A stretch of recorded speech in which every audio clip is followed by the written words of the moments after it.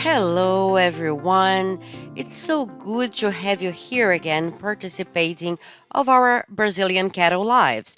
And today to share with you a fantastic work that's been developed here in Brazil with the Brahman breed, we have invited Brahman Braunas to tell you a little bit of the work that they developed on their farm and also so that you can learn about the potential of the Braunas genetics, which really brings great results to Brazil and for sure will bring to your country and your farm as well. So, in order to participate here with us in the studio, we have the General Director of Brahman Braunas, Mr. Adalberto Cardoso. Hello, Mr. Adalberto. So nice to have you here during Expogenetics so that you can show a little bit of the quality work that you develop. We thank you very much as well for the opportunity offered, and we will sure make the most of it. Oh, I'm so glad to hear that. And also the international manager, Maresha Guimarães. Hello, Maresha, welcome. Hi, Isi, thank you for giving us the space. And also to participate with you virtually, we have invited Dr. Giovanna Moraes, an expert on genetics from Intergado, and Dr. Christian Barrantes, an expert in agriculture and livestock production from Peru. Hello, everyone. It's such a great pleasure to have you here in the live of Brahma Graunas, being able to share with everyone during Expo Genetics the experiences that have been developed in such an important work of selection. So now I will pass the floor to you. Don't be shy. Tell us everything about the work that you develop with such love and dedication. All right? You are at home. This is Casa do Cebu, so the live's yours. Oh, thank you. We'll take it from here. Hello, guys. Welcome. Today we are going to virtually open the gates of Brahman Braunas to everyone. We expect you in our farm as well, but here in this such a special place, such as ABCZ and Brazilian Cattle has provided us, right? I'm here with the captain of this ship that will help us to conduct this live. And he has several years of experience, is a third generation farmers. And he is the ideal person to be here with you today.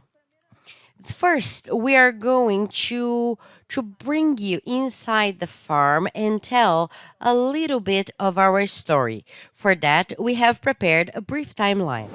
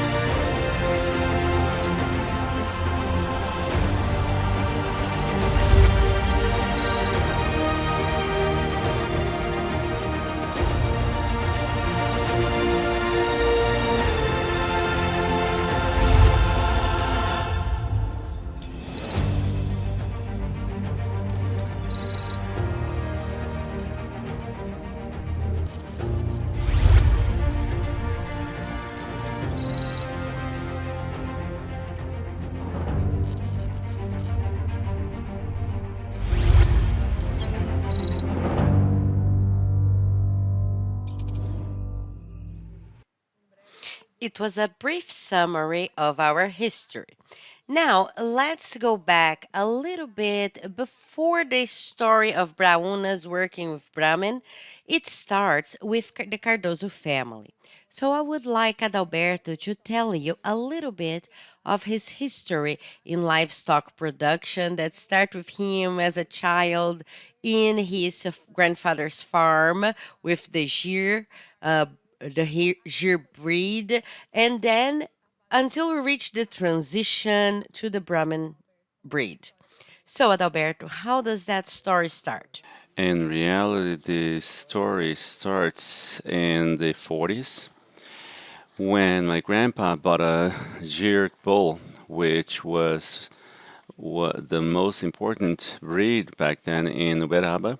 And after that, we started work to work with my father, my brothers, and during a period, we lived in the farm and participated in this work. And the important is that sometime later, we went to study, and in 1980, we started a project, a milking project here in Belo Horizonte, near Belo Horizonte. And we also started to bring some animals from the United States to start this project. And the milk in Brazil is a project.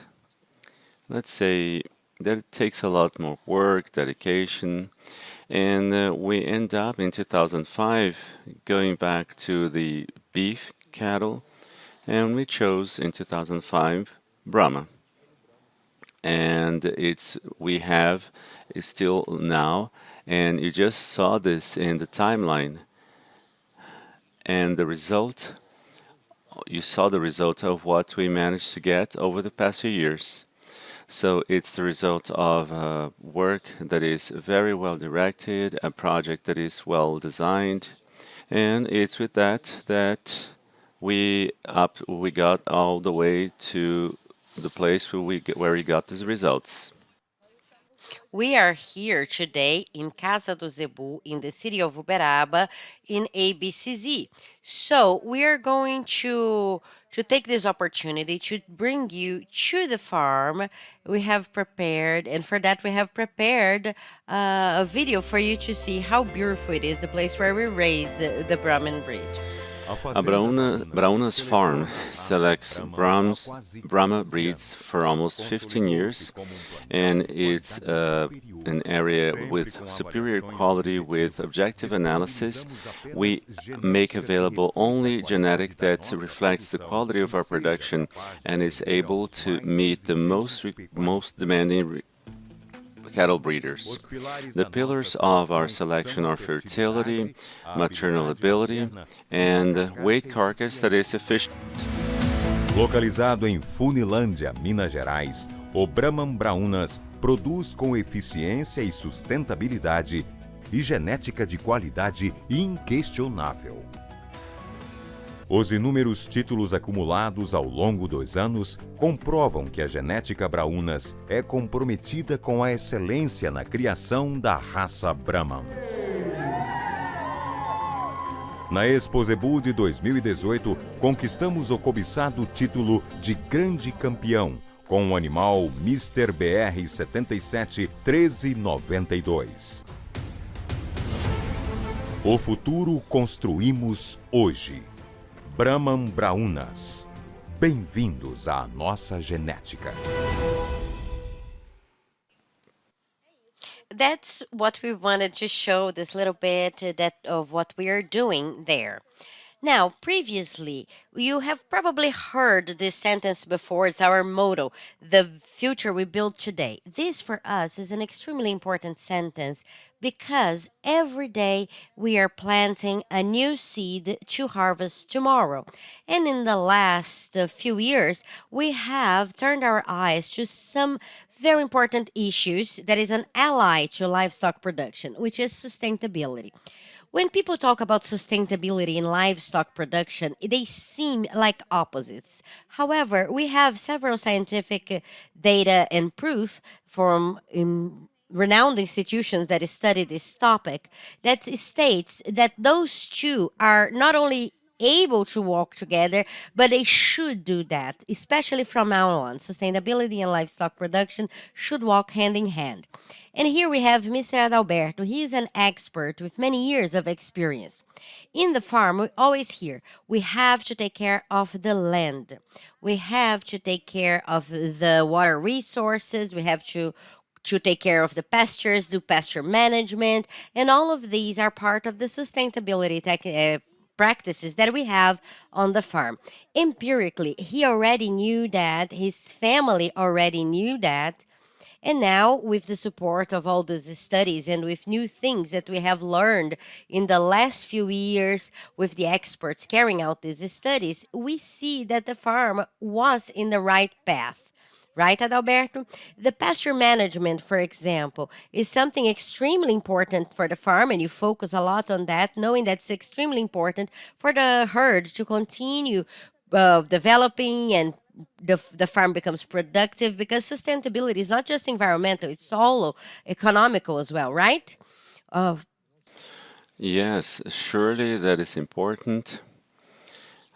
And let's say it's not very common for this criteria to of correct usage of soil to make the use the manure and proper handling to have the correct number of animals so that pasture is always in a special condition to meet the demands of each breed. So this is without a doubt a differential that the fazenda or the farm has, because genetic has always been followed by good feed and good nutrition. And good nutrition has always been together with good handling, and good handling is what we need as the objective in the farm, so that we have a property that is lasting, so that you have a property that is productive throughout the period of the time you're working with the animals. right. And aligned with that, we also believe in genetic breeding, in genetic improvement. We are a center of breeding, a center of evolution of the breed. And every day we see the proof that the genetic improvement is an ally to sustainability when we talk about efficiency, more efficient animals, more rustic animals that deal well with the kind of pasture that we have in the region. We have a very dry winter and a period of rain in the winter, but now we are undergoing the drought, right? So all these resources have to work in tandem with genetics so that we are developing for becoming increasingly better. So, when we think about genetic improvement, when we think about a productive farm, profitable farm, and a breeding herd, we are talking about several pieces of a machine that have to work together. At first, it may sound something very distant, but you see later on that is the only viable pathway to keep a profitable property that's always breeding better, right? Yes, that's important during this period that we have these conditions. So we can give sustainability to the animals that they need during this period, and that is more rustic. So when we thinking about that, we say that we always have a project that is very well designed for us to have a good volume of animals that is adequate in the farm, so that the pastures and the areas will not be degraded over time. And within the scope of our work and the goals that Rebanho Braunas has, we have always walked together in a very strong partnership with ABCZ. That's why today we have selected some animals to be presented to you next who are aligned with ABCZ programs. That's why today we brought a lineage of bulls that we developed on the farm and that has everything to do with this moment of expogenetics. And we're talking about the PNAAT, which is the National Program for Evaluation of Young Bulls. We have always believed in the program and participated in it. In 2013, we actually planted our first seed in Pernambuco with Mr. BR 77806, who is the first one from this lineage that we're going to introduce today. This bull is DECA 1 in PMGZ for all the growth, morphological, and reproduction characteristics. It has also been highlighted in the summary of ANCP that was launched July 2022 for the characteristic of fertility. So we can see that is a very fertile lineage. You can see some of its progeny there, some of the animals that we have in the farm. As you can see, this is the dry season, but still look how beautiful the animals are. This is a batch of bulls that are very similar to one another. This is actually a characteristic of this bull's production.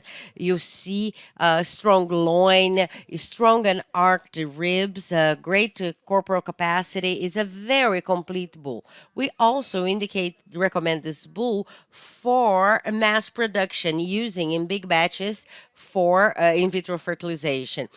He is the son of Caru and Mahimansu, right? So his test is the 270, is a very known genealogy. It's unbeatable. He was the highlight of the performance test in Querência in 2013, and he was a finalist of Penache when he was a young bull. So our story in Penache starts with this bull in 2013. And next, I will call the marvelous offspring of this bull, who is MRBR 771270. As you can see, this bull is, we love this bull for the history of this bull and the participation that he had in our herd. This bull is top 0.5% of ANCP with an accuracy of 49%, and in PMGZ, it's DECA 1 with IABCZ of 14.69. DECA 1 for all the growth, maternity, reproduction, and morphology characteristics. It's also a champion on the category slaughtering and Penachi champion in 2017. So it's a bull that will improve any herd anywhere in the world. It was the leader of the ANCP summary for 2 years in a row. Still stands out in the summary. We can also highlight the characteristic of weight at birth, and it's very important for the production of high vigor calves. And we also recommend for creating a base of pure herd, commercial bulls, and industrial mating. We recommend this bull with our eyes closed because in any opportunities we had for testing it in any system, it has proven to be an excellent bull. He is our record breaker for semen sales. So it's a bull that has only brought happiness to Braunas. In its pedigree, we have two geniarchs of the Brahman breed, Karu on the father's side and Mahi on the mother's side. That's one of our cows, which produced several great animals in our herd that we still have several of her descendants, and it's an icon of our selection. So we are fully confident with the use of that bull. Next, you will see a little bit of this bull with its progeny, and then you will understand why we like it so much and why it is a champion in terms of sales. As you can see, it's a very interesting progeny of very strong, muscly animals with very beautiful breed characteristics. They are raised in pastures in the farm. We trust this bull very much, and that's why it's a great seller. And we like it very much, right, Adalbert? We have a lot of special care for it and for the mother because she birthed him and still produces with a lot of quality and consistency. Yes, and this bull has already produced the Mr. BR 771763 that we actually brought here to you this video as a young bull in Penache 2021, and you will see that in a year how much it has grown, how much it has developed. It's amazing.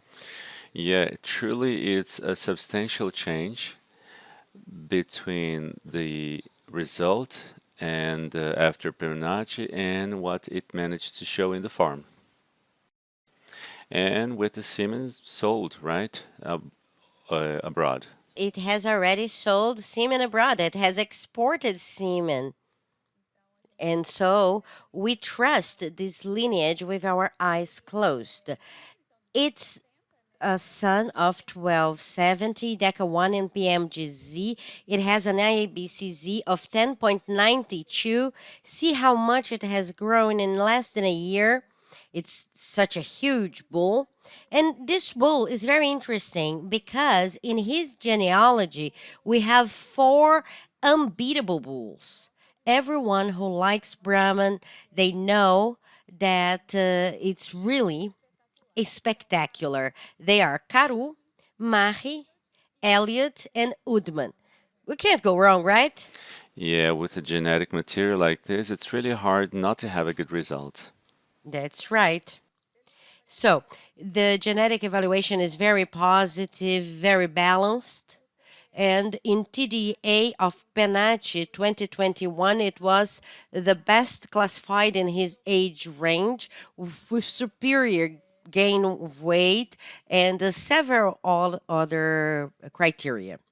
So we were very glad with the result of this bull in PNAT, and that's why we like PNAT so much. We believe it so much. Whenever possible, we participate not only of PENACH but also other programs.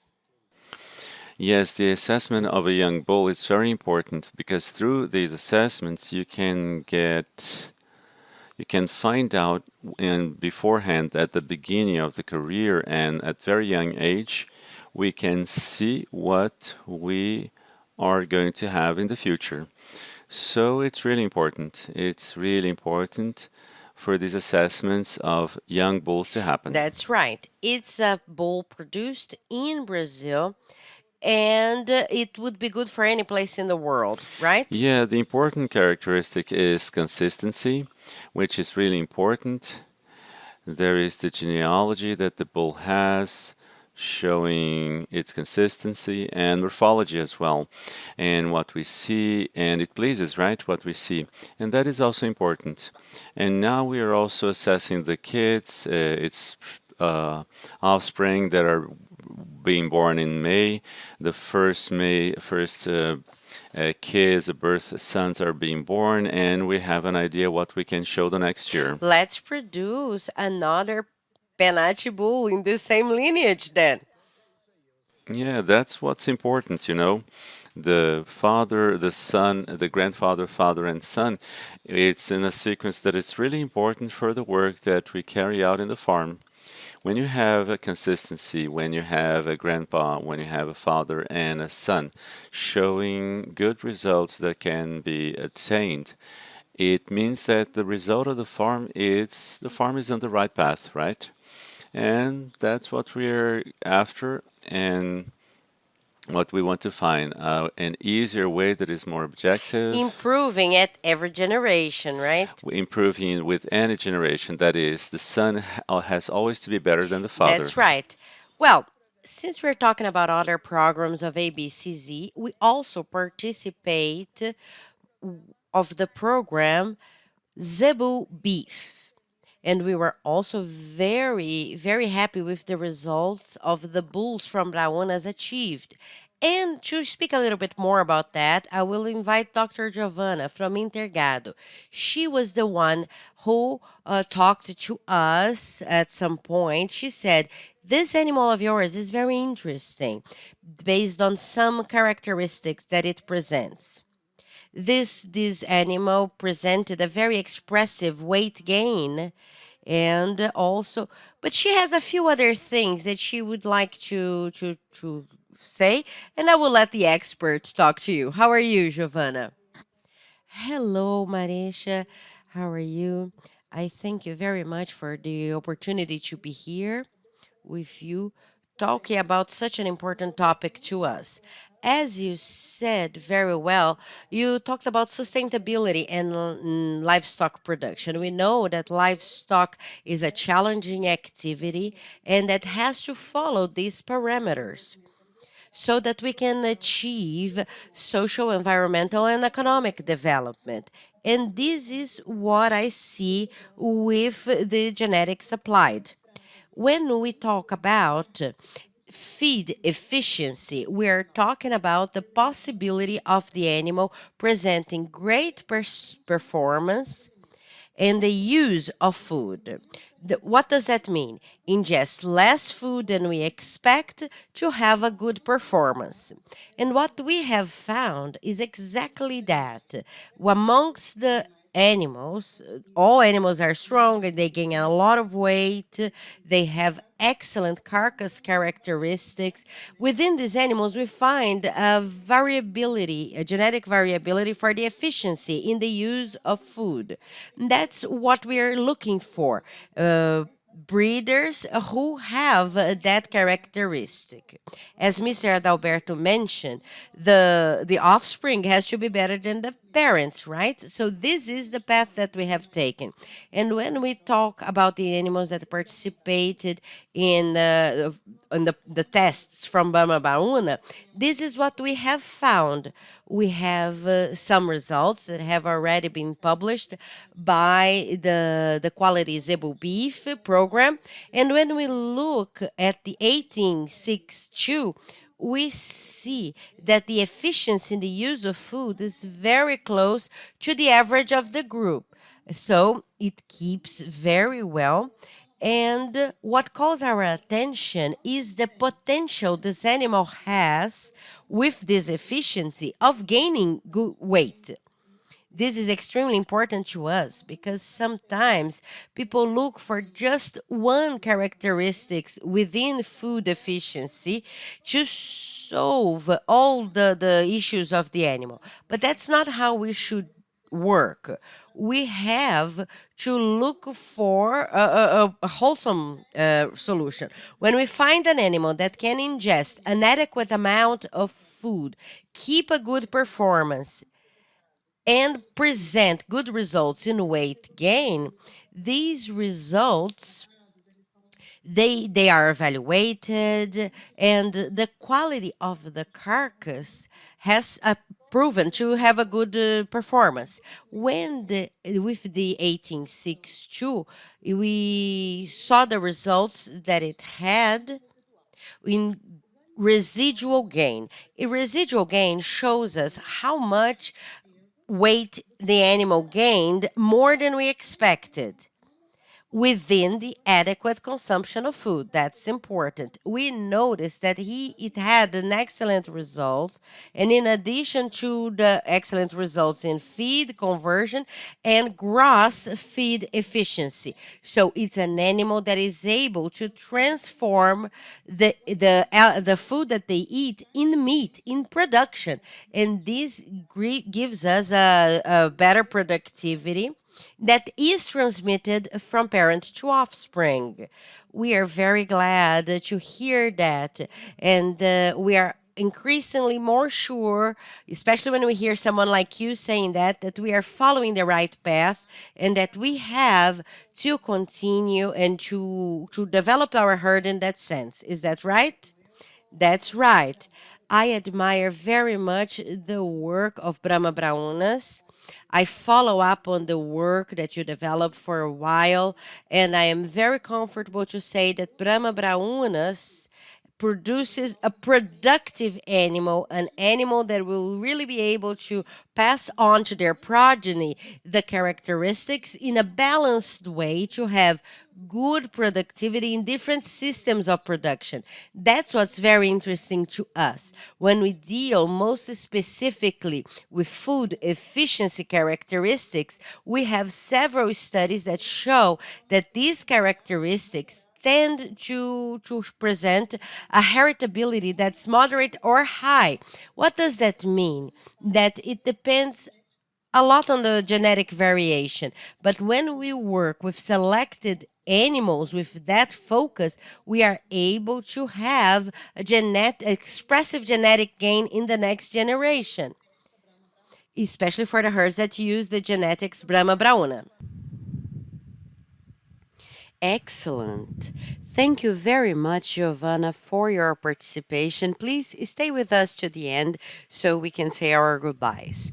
So, since we are talking about evolution of the herd, we have separated very carefully. We went to the farm, Adalberto's farm, to choose some of the donors that we believe that must be here today. They were chosen very carefully to show you what we have, the best that we have.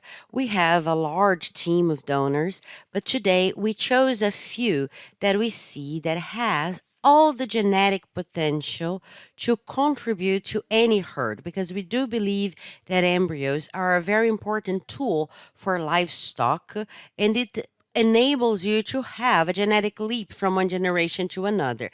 That's why we talk a lot about embryo sales, because we believe it is truly a tool for every farmer to use on their farm. The first donor that I wanted to show is a red blood or red lineage cow. In Brazil, there is still a little resistance. Some people love them, some people don't love them that much. But we see that in other countries, people who like Brahman, they love the red Brahman. So we chose Dina 10 or Dina 10 to start this showcase of our donors. So this is an exceptional donor, and later you will see one of her daughters should be here in this presentation. She has a genomic EPD. All our herd has genomic testing. She stopped for in AMCP with accuracy of 70%, DECA2 on PMGZ, and an IABCZ of 4.42. So it's a totally reliable animal. It has a closed red genealogy. She is the daughter of Smoking Gun and Santa Elena. So we trust that genealogy very much. This donor is very interesting because it brings phenotypical characteristics that are very hard to achieve in animals with that kind of genealogy that is only red, you know. What are these characteristics? Is the exceptional carcass length, the corrected navel, a strong dorsal line, very well corrected udders, and which is very hard with this excellent genetic evaluation. She produced some very interesting animals that we kept on the farm for our herd. One of them is MRBR771197, who is a bull that's the father of another donor that you will see next, which is MSBR771709, who is a granddaughter of Dina. She's an exceptional animal. As you can see now, she's the one on the screen. It's a beautiful heifer, top one on AMCP with an accuracy of 70%, DECA 1 in PMGZ with an IBABCZ of 8.55. So it's an animal that we like very much. Yes, it It is produces a lot. producing It's a very well on lineage the farm, that right, is Adalberto? easy to work with because it's not very hard to do this work.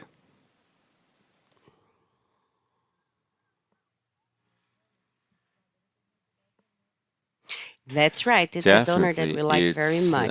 And arriving, I think and her granddaughter because will there are also some join our team criteria of that she has to donors, right? meet, and she would have to, and possibly she has already met this criteria. I would have to check this.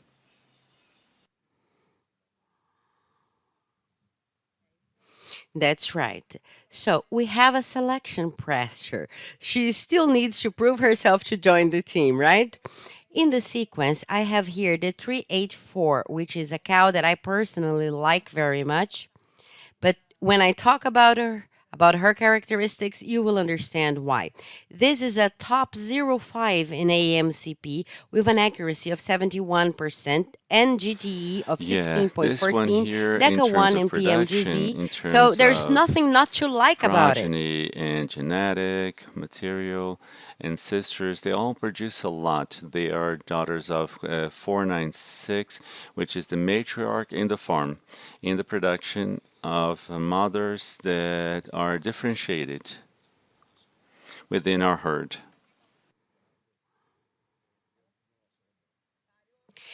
She first calved at 26 months, right? So she's part of our selection of 26 months. Is a very precocious cow.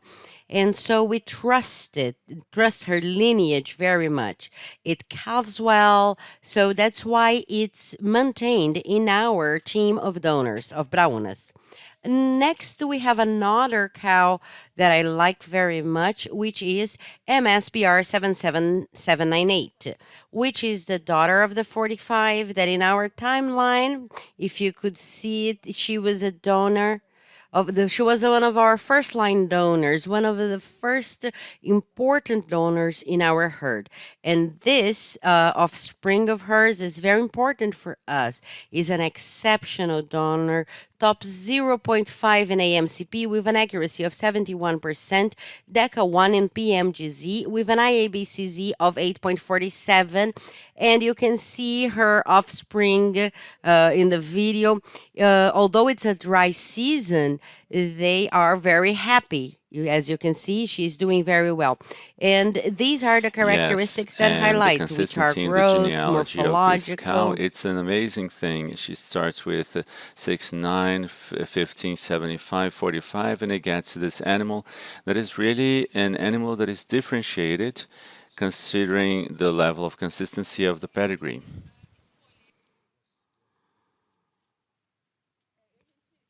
And we have chosen one of her daughters that will continue this lineage. And you will see one of her daughters that's a little bit bigger, MSBR 771791. That's the daughter of 798. And as you can see, she is on the way to becoming a great animal. We believe in this animal to continue the lineage of her grandmother and mother. She is the daughter of Matrix, and this heifer called our attention from when she was very young. She was a DECA 1 in PMGZ, top 0.5% in AMCP. So we are very comfortable in paying attention to this heifer because it probably will Yes, be the and what's important for successor us is for it's our one of the team of donors donors. that we chose from this group. It has to show us in beforehand, as we show in this animal, the result that it's going to produce. For us, this is really important. Always talking about the same aspect that this daughter has to be better than the mother. That's right. So, since we are discussing this work that we've been doing with the embryos, I would like to invite Dr. Christian Barantes, who is our friend from Peru, because we have been working our genetics out of Brazil as well, together with Brazilian cattle. We have been selling these genetics abroad, taking the breeding that we do here to other countries. And we went to I'm Peru in well. Good March. afternoon. Hi, Christian. How are you? Good afternoon. Good afternoon, everyone. Thank you very much for being here with us today.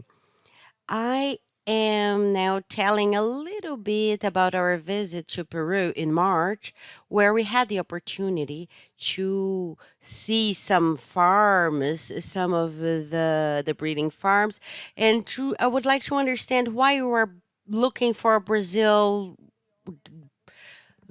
taking these embryos from Brazil and the possibility of developing a little bit livestock production in Peru in these technical cooperations with us.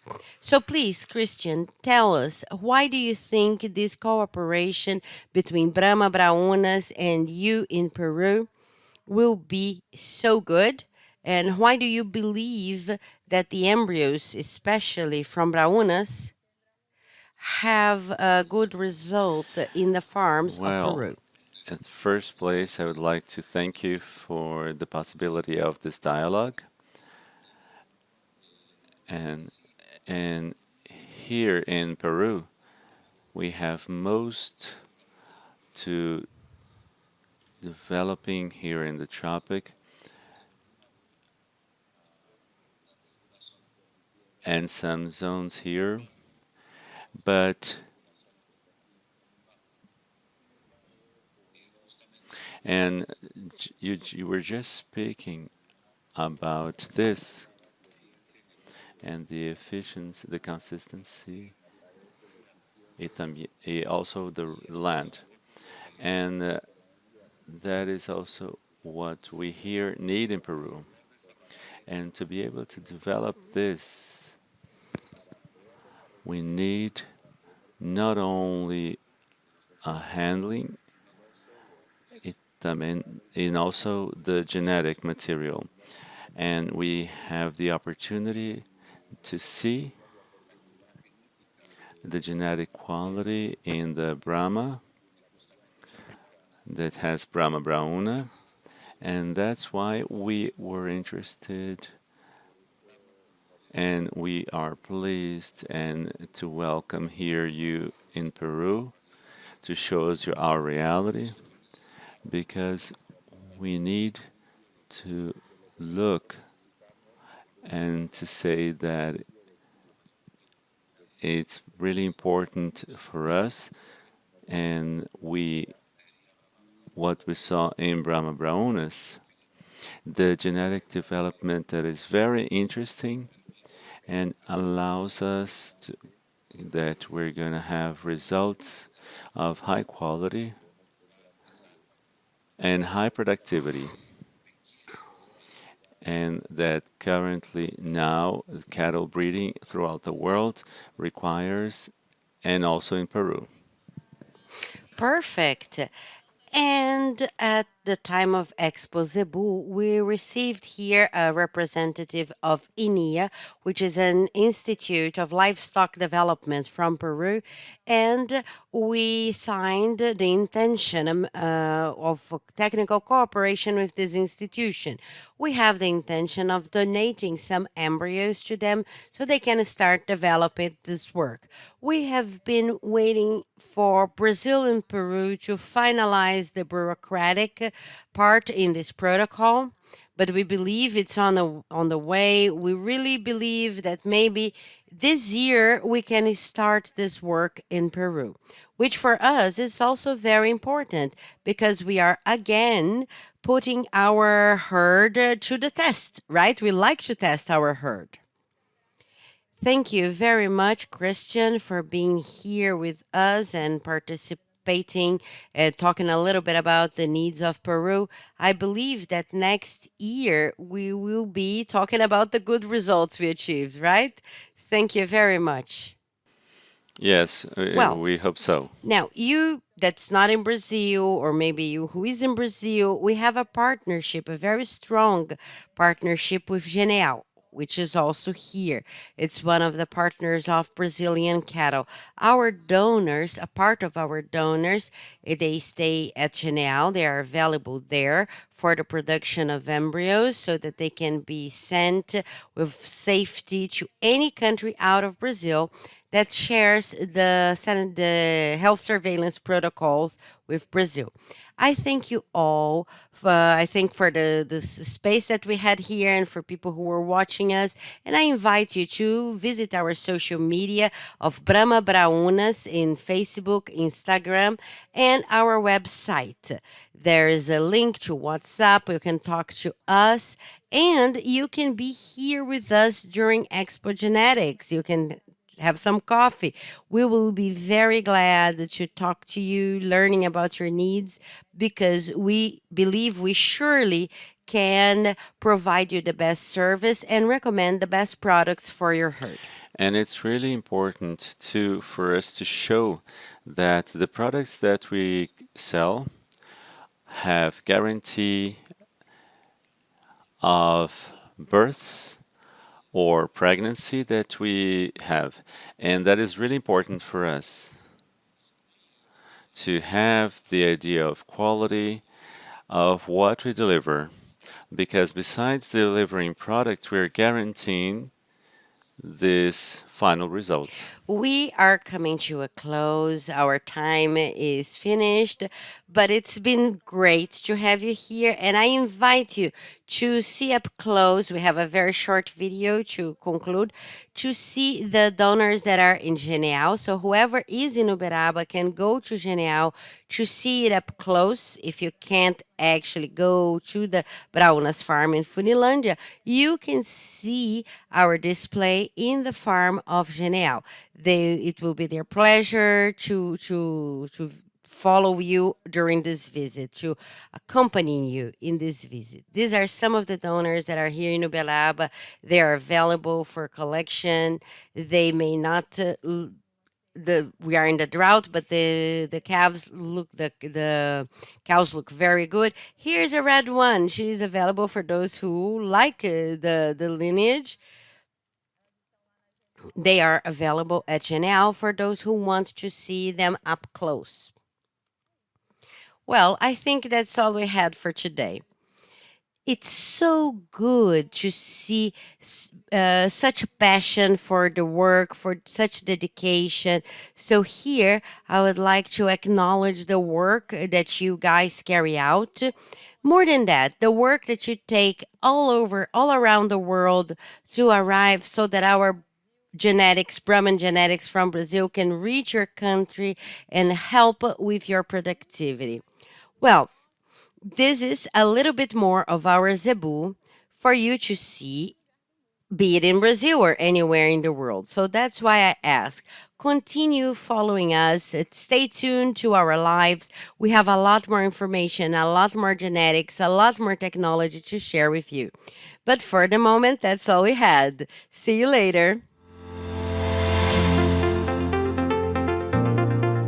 Hello, everyone. How are you? It's so good to know that you're here again participating of another live from Brazilian Cattle to actually speak about a subject that I love, which is genetics. Today, we have a team from Genial. They carry out a lot of work focused on genetic improvement, breeding, embryo production. There is a lot of interesting things for you to watch in this live. So stay with us until the end so that you can get all this information that are extremely important for you, our Brazilian producers, and our partners all around the world. And in order to conduct this live from Genial, I would like to welcome Viviane Santana. Hello, Vivi. Welcome to our house. Thank you, Isi. We thank you for this wonderful invitation. Genial is thanking you for that. And we are going to talk about genetics and animal biotechnology with the best it has to offer. Oh, that's so great. Look who we have here, and a few others that will take part in the live virtually. We have here Douglas Nunes, a researcher for Genial, our friend Paulo Cerantola, who is the commercial manager of Genial. Paulinho, welcome. Thank you, Isi. The pleasure is all And ours. also here with us, Carla Soares, who is also a researcher for Genial. Hello, Carla, welcome. Thank you. Well, you are here at Casa do Zebu or the House of Zebu. So this is your house as well. You can share all your knowledge with our friends from Brazil and all around the world, the best that you have about the genetics, biotechnology, and the work that you carry out so efficiently. Thank you, Vivi. Thank you.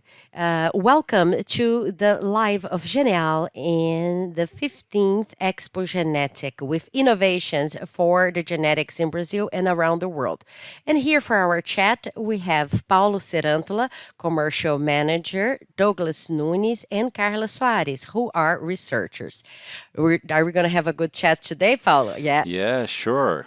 And to welcome you as well, we will invite Dr. Rodolfo. It's a pleasure to share with our partners the beginning of the 15th Expo Genetics.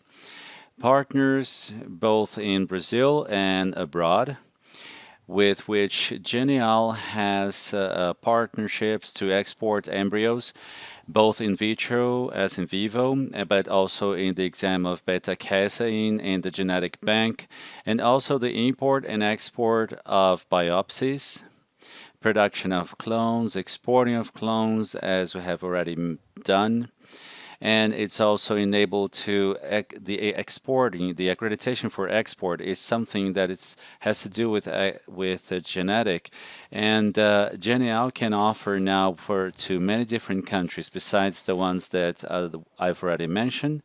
The service to export embryos, both in vivo and in vitro, as long as we are properly enabled. But hang on. Wait, because Genial has prepared many novelties and news that are going to be approached during this event. Do not miss this opportunity. Genial believes strongly that genetic improvement and the dissemination of this genetic, especially in the tropical area of the terrestrial globe, are fundamental tools to guarantee food security in the world in a moment that is so singular. And did you know that Genial is the most complete lab in Latin America? This is what you're going to see now in this video. Reconhecida no mercado nacional e internacional, a Genial traz grandes inovações para o setor agropecuário. Uma empresa altamente produtiva e em constante crescimento no aprimoramento genético. Contamos com uma estrutura completa para atender às mais exigentes demandas do mercado global. Laboratório de alta tecnologia, fazenda, quarentenário, estande para contato direto com clientes e parceiros e uma equipe de profissionais engajados na constante busca do desenvolvimento genético. Somos um canal de proximidade e referência com o comércio exterior. A Genial é habilitada para exportação em vários países e realiza serviços de clonagem animal, banco genético, FIV, DNA e beta-caseína por mais de uma década. Recentemente conquistamos um importante recorde na história da biotecnologia animal, a produção de 8 clones de uma única matriz da raça Sind, um marco que simboliza a força da Genial como instrumento de inovação para o setor produtivo. Aprimore e acelere sua genética. Somos um laboratório completo. Somos Genial.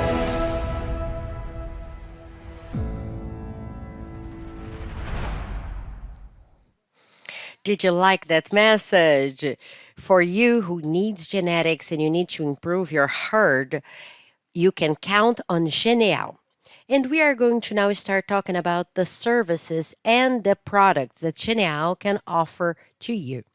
To begin this chat, I will talk to Douglas Nunes, the researcher and coordinator of the Molecular Diagnosis Laboratory. Douglas, let's talk a little bit about molecular diagnosis, what it is, what it's good for. Who needs that service? Who would need that service? Exactly, Viviane. For you, breeder, you can send us a sample, and we're gonna have this test of relationship, and it provides the link of relationship, and you can send the in beta casein, and you can send a sample of these animals for us to extract the DNA and to have the test of relationship. And besides this, we provided the casein, which we do both of animals of any breed, any age, and these samples can be from blood, semen, or hair.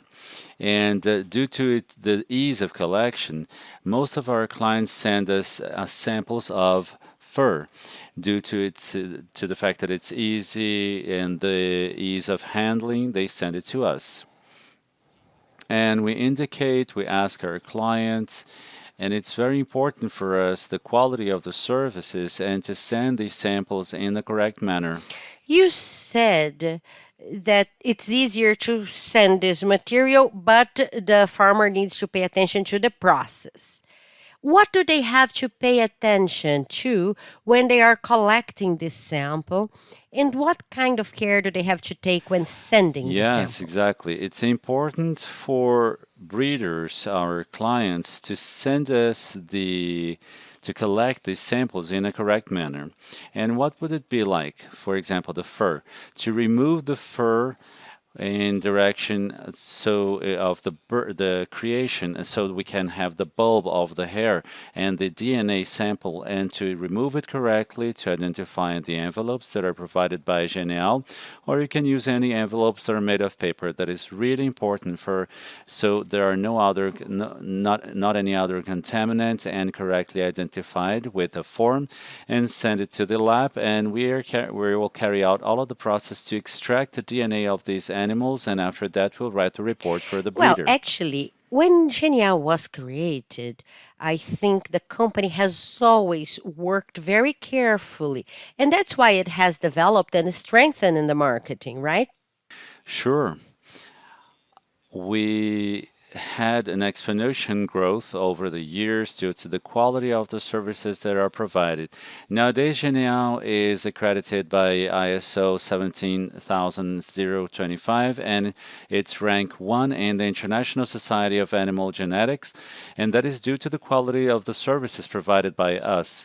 And we do prize the quality for us to deliver the best product to our client. And when the farmer, the breeder, stops and thinks, I need to have a molecular diagnosis. What is a molecular diagnosis? What is it for? Am I doing that to improve my herd? Am I having some gains? What's that for? They will take this test to register their animals and to guarantee the genetic makeup of their animal and the link with that matrix or that bull, elite bulls, or that animal might be an elite animal in the future. And after that, have the cloning of their animal and the in vitro fertilization using that bull or that specific matrix. So it's important to guarantee the connection between of relationship with that animal. And when you talk about beta casein, it's important to guarantee the A2, right, due to the mutating the allele 1 over the years, and the herds has been recurring. So if you select these animals A2, you're selecting genetics and a nutritional improvement also of your herd. Well, so there is a number of benefits, right, for the breeders Sure. when they have a molecular Yes, diagnosis. exactly. And thinking about this, Geniel always thinks about innovation and development. So we do have other products that are going to be launched. We're always developing new technologies to meet the expectations of our breeder. And among them, we're going to I'll talk about other proteins of the milk, which we're developing. And besides that, we're thinking about the diagnosis in which we're going to use biopsies of embryos so we can identify a few characteristics that are specific that our breeder wants. For example, the relationship, a link, and we can also include some proteins related to the milk. So all of this is innovation that Genial offers to the That's breeders. great. And this innovation, to talk about this innovation, we bring João Paulo Pussi. He's going to talk about this work carried out by Genial. Hi everyone, I'm João Paulo Pussi, a doctor veterinarian, and I raise Brahma cattle in Franca, the São Paulo state. I'd like to recommend the lab Genial from Uberaba that has DNA tests, and we've had a partnership for a long time, and to thank them for the competence, responsibility, efficiency, and integrity that performs all of our tests. And for all of the breeders that want to take DNA tests, I recommend the lab Janelle. João Paulo has an interesting story. Can anyone tell us his story? João is, besides being a friend to us, he's a breeder and a, a cattle breeder. And because he came to Janelle because he had problems with another partnership, problems with another lab, and then we started a partnership with him, and we only not only performed the test for his animals, but his family and This friends as well. is this regular? I mean, does is that a common occurrence? Because we notice that as the work is very well carried out and you have an expert team working with you, there is one farmer who will bring somebody else, a friend, a father. Does that happen very often? How is that process? It seems that it's something very close Yes, it ties, is. right? We end up being friends of the client. So when a client comes to Genial and he is really well served, he indicates and recommends to other people, and we end up being a family.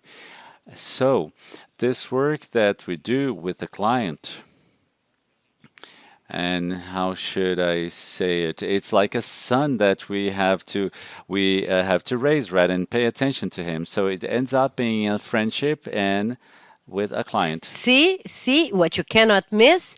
Come to Genial. Here you're going to have a very qualified service. Now, at the 15th Expogenetic, you can visit our stand. The team will be there to service you. Now, we are going to change subjects a little bit. We're going to talk about cloning and genetic bank. Carla Soares is the researcher who is going to talk to me about that. Carla, why is it important to invest on the genetic bank and think about the cloning of animals? Well, to replicate what has been worked for many years in the farm by the farmer. Genial started with modest indexes a few years ago when we started using this technique. And we leveraged the results with a lot of research and partnerships that we have established. Today, we have 500 animals almost that were born, and so it's 500 satisfied clients. Now, who is cloning for? It's for the breeder that has been working for a long time and he wants to enhance their genetics. Those individuals who are out of the curve, who stand out, these deserve to be cloned. Within the service that we call cloning, we have cloning itself and the genetic bank. Genetic bank allows us to store genetic material from the animals, thus preventing a loss of the genetics that farmer worked so many years to achieve. So the farmer can store the genetic material of that animal in our tissue bank, and then when they have interest, they can come and clone. So it's like an insurance of that animal. We have already had very satisfactory results with a lot of satisfied customers.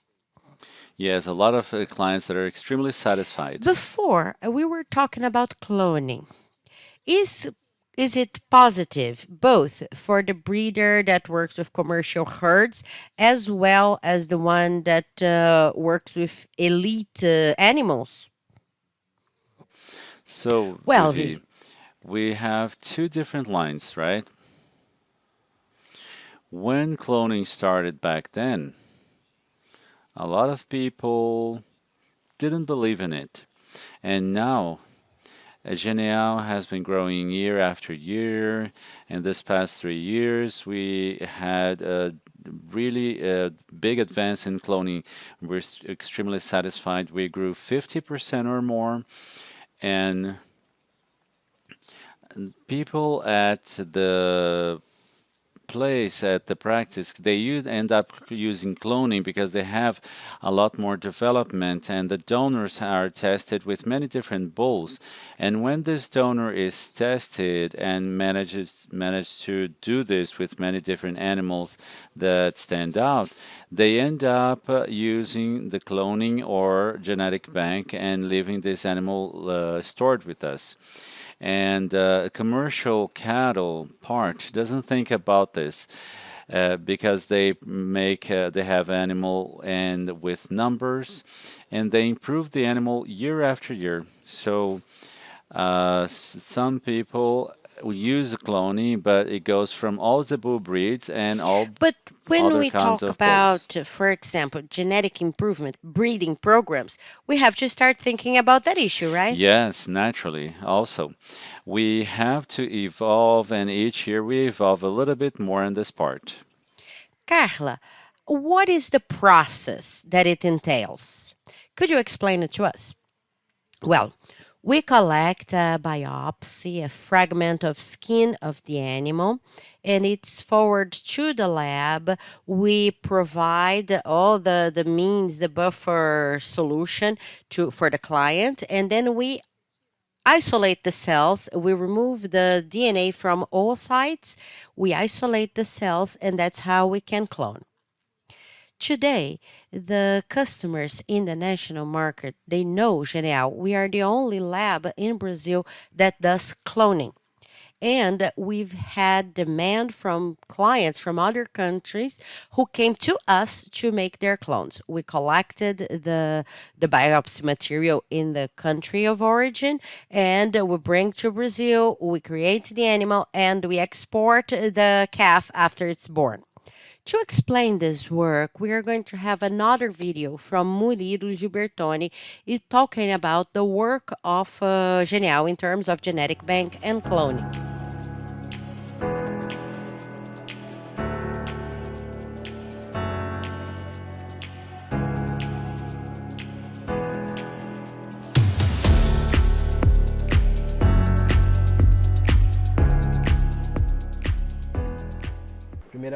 Firstly, it's a pleasure to be able to talk to Genial and to have show a testimonial about the work in which we are believing and the benefits that cloning can bring to our herd and our areas of crops. We have already a lot of clones that are improving a lot our herd, and today we have the team.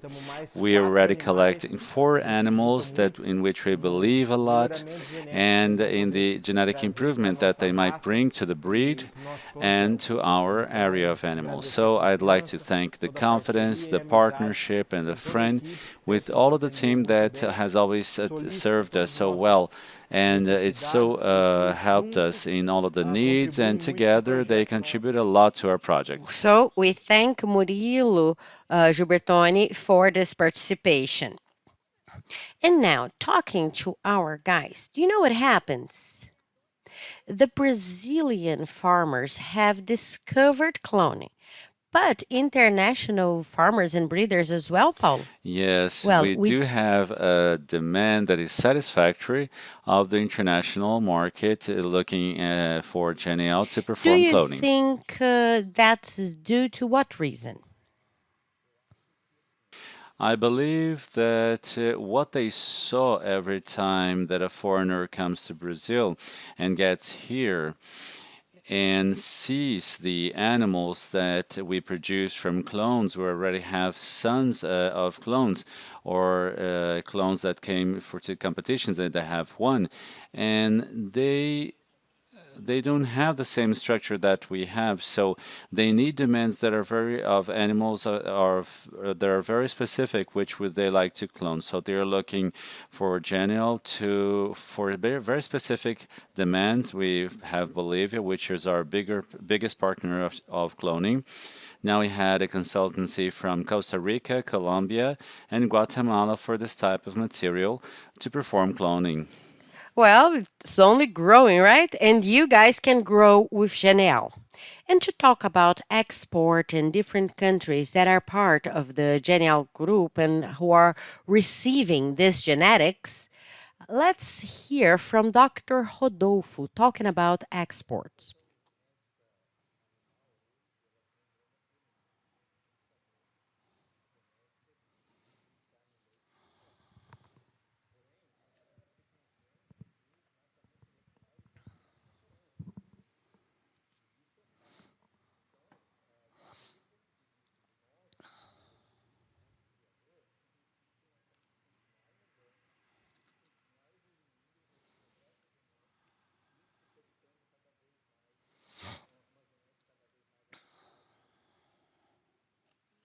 And export is our main subject right now. Carla, how can we evaluate export at this time? Genial exporting to other countries, delivering good quality genetics, and IVF. Well, exports have been growing a lot, especially in the last 2 years. We have had a lot of people coming to us. And before we talk specifically about export, we have to think what's necessary to start the process of export. So, if you are a farmer or breeder visiting Expogenetics and you want to know what you need to start this process, the first step is being accredited, and we need to know what are the health surveillance protocols of the country who is importing. And based on that, we can make an embryo that is exactly what the client needs. If it's vitrified in vivo, some countries have different demands. So we are able to meet all those demands. The second is the accreditation of the lab. We ourselves are already prepared for exporting embryos for many countries. We study the health surveillance protocols and we adapt because Genial is interested in doing the best for the farmers and breeders. So we are going to do our best to make these embryos based on the protocols that are in effect. These protocols, they think about health barriers. There is a lot of exams that we have to do in that cattle, and Genial is prepared for that. We do have an infrastructure that was created thinking of that. We have the quarantine zone, the free Yes, is now sanitary Genial in area. the export area is very complete. We are accredited for Guatemala, Colombia, Canada, Costa Rica, Ecuador, Paraguay, Panama, Dominican Republic, and Bolivia. And each animal, each country, we have a specific demand. And normally, breeders, when they have a specific requirement, we try to understand their process. And today, we created a protocol within GNL to meet the to provide services to the largest number of countries that we are accredited to provide. When the animal comes to GNL, first it goes through a group of tests in the farm, and is quarantined for 30 days. And the many exams are performed in the farm, and after that, it comes to Genial. When it goes to Genial, we go to the quarantine area as well. That there is another group of tests that are made, and to try and identify. And what we usually tell the client is, if you are going to export to a specific country, we ask and we say, is it just for this country? Because if it's not in the middle of the process and he says, I want to do it, send it to another country. What did we do in Genial? We created a complete protocol that encompasses a lot of the countries that the most countries that we are accredited for, and then we do the exams in the quarantine area, and then it goes in the free area, and then we start producing. If any of the animals is positive in one of the materials of the exam, it has 24 hours to leave the farm. So the animal does not stay in the quarantine area and in this farm because it has a very sanitary and extremely strict system. And when the client deals with the export, he has to think very clearly what he wants. So he doesn't want to, he won't change to in the middle of the process. And when that does happen, we cannot do this. And we have a unique one protocol that encompasses as many tests, and this way we can do the process for him that in a That's better why way. it's so important that the client that's thinking about exports sit down and have a conversation, a careful conversation with you so that they understand the full process. We are talking about a protocol that at the same time that it's very detailed because you are trying to send products to a lot of countries, it's also very encompassing, right? That's what happens. You think about all the details of the process as a whole. And it's important to do that. And it's important that the clients come to you to understand all the steps of the process. No, the client has to be very aware of the process because nowadays the market and the demand of international market is very big, and not all labs are enabled to do that. So we have to be very careful when an importer comes, visit us, and goes to a farm or to another breeding place or another lab that wants to take embryos, because most we know there are some demands that we get that where embryos get to other countries, but they don't follow the original protocol. So GNL is extremely thorough for this, and we go through the whole process, and we provide a consultancy to the client, to both to the one who's selling and to the one who's buying. So all of the products that we have and deliver is extremely careful, and we care in terms of quality and sanitary aspect for the that is demanded by the country that you're taking the embryos to, because I can take an embryo there and can take there with a disease, and when the breeder puts it as the goal when he wants to do something what he's supposed to do. If he wants to, he really has to be conscientious about it so that the breeder is not harmed in That's Brazil, not why just here as well as it's there. interesting when the farmer comes to Genial and says they want to export, they already feel at ease on talking to you because they say I'm going to a lab that is accredited, that it has a protocol, and it's important for the farmers to think about bringing your embryos to us and sending your embryos abroad through Janelle. Now, again, let's talk to Dr. Rodolfo. He is going to talk It's about health important to surveillance highlight protocols. when we talk about the exchange of genetic material.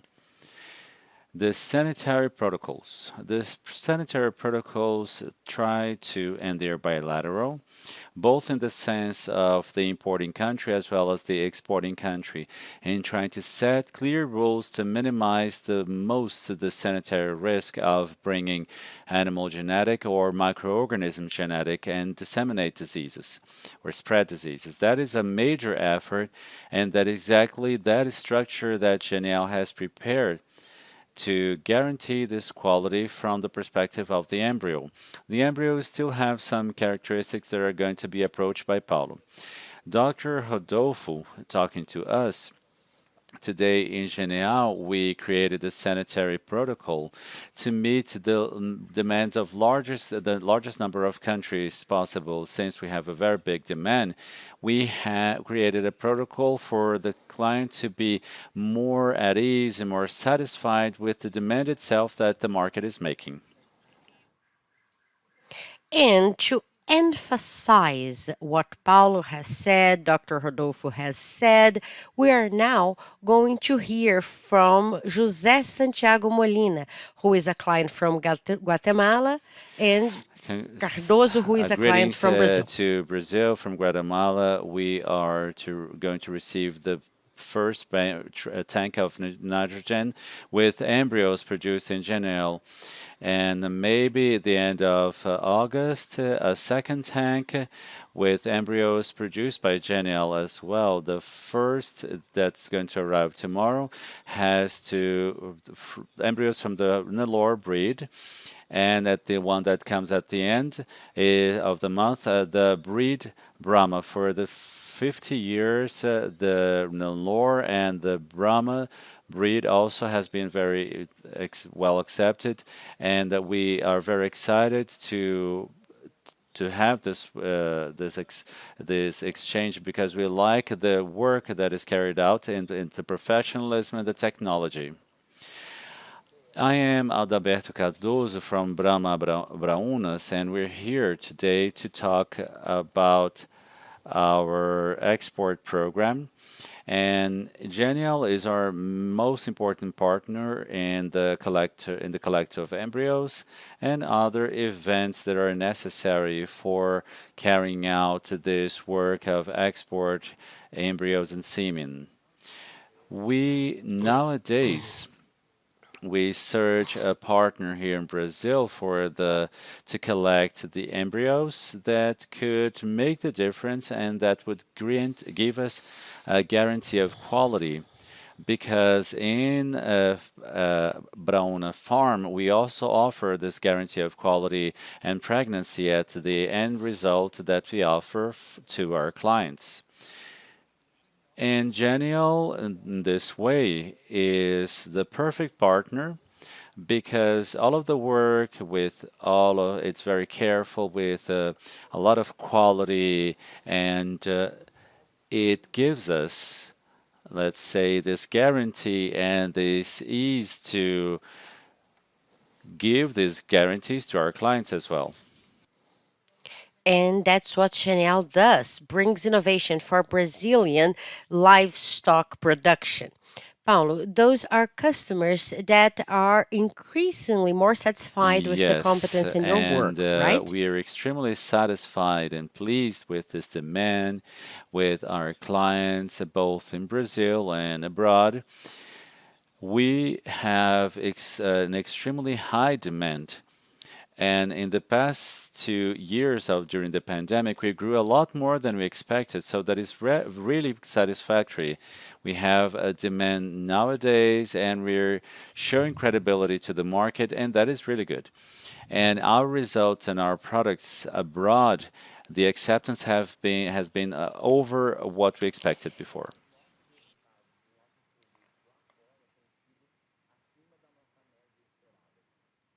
And to talk about the satisfaction, we're going to hear from two other clients from My name Janelle. is Andres Andres Vera Bersani, Cedeño, and is I that am the right? director of Thank you. A IRAE, hug to you, and in Andres, terms and of animal Roberta Bertin reproduction here Barros. in Ecuador. And I'm really happy with all of the partnerships and the negotiations that we could have with the laboratory Genial from Brazil, our friend Paulo and Dr. Rodolfo, and all of the negotiations that have been marked through the production of embryos and the technology transfer. And our company has been able to, through Genial, to buy many embryos for export and to be able to create new genetic material that can improve the performance of reproductive and productive of the country of Ecuador. And I'm really happy personally for all of the embryos that we were managed to bring here. These embryos are now here, have been born, and with a very good rate of conception. And all of these embryos were in vitro embryos, and they were processed with the gene transfer.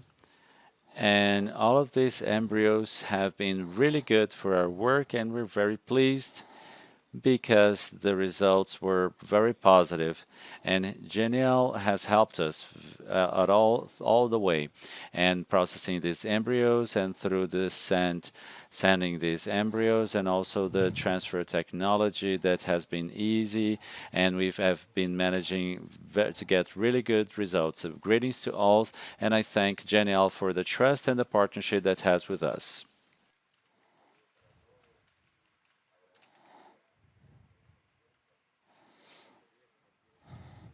Genial has contributed to the process of exporting embryos because it's a door that opens for the genetics of our dairy deer and its matings, bringing the fruit of our work to farmers all around the world and meeting all the requirements made by each country's authorities within the right time frame. They also take care of the customers, and they have helped us to organize future trading of embryos for breed selectors in several countries. This way, they can meet the demands of our customers. Thank you for the Genial team. And I saw the farmers talking about their realities and the challenges. This is so nice. That's what we're going to discuss with Carla now. Carla, are there many challenges for exports? Yes, there are.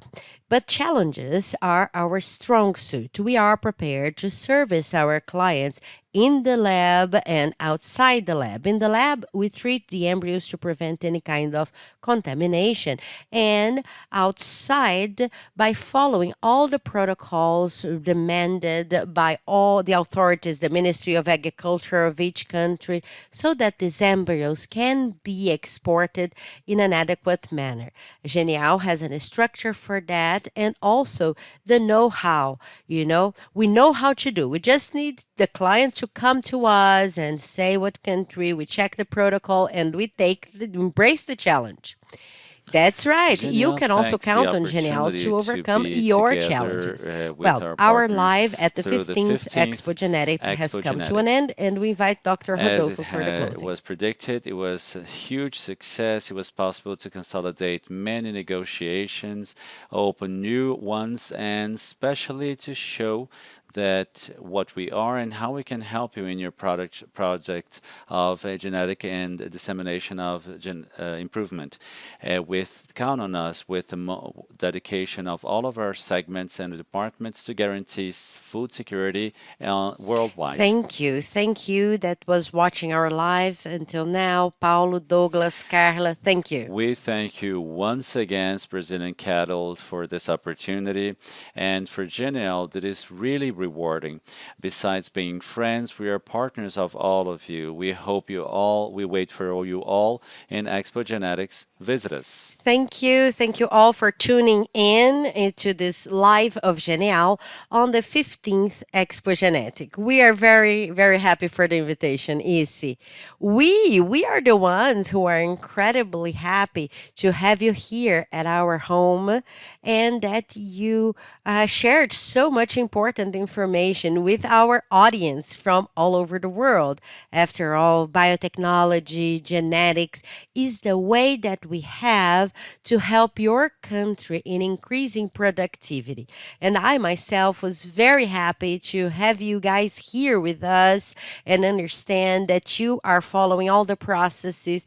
Of course, I know already the structure of Genial. Paulinho and I work together a lot so that we can open new markets and get new accreditations. I know how hard work that is, how much of hard work that is. And I'm a witness of the dedication that you guys have had in order to try and provide an increasingly better genetics with complete health. So thank you guys and thank you audience for participating in one more live. Please continue with us. Stay tuned because we have a lot more to come. Thank you. Bye bye.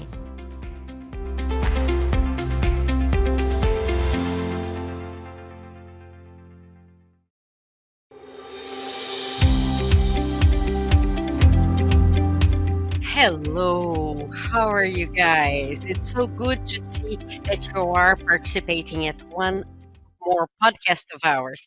It's always a great satisfaction to know that you're there on the other side. After all, we feel that you are increasingly closer to us, even if virtually. And today we have here participating with us a topic that, of course, it's in my heart, which is from Brazil to the world. I'm a zoo technician who learned to love this process of internationalization, of export.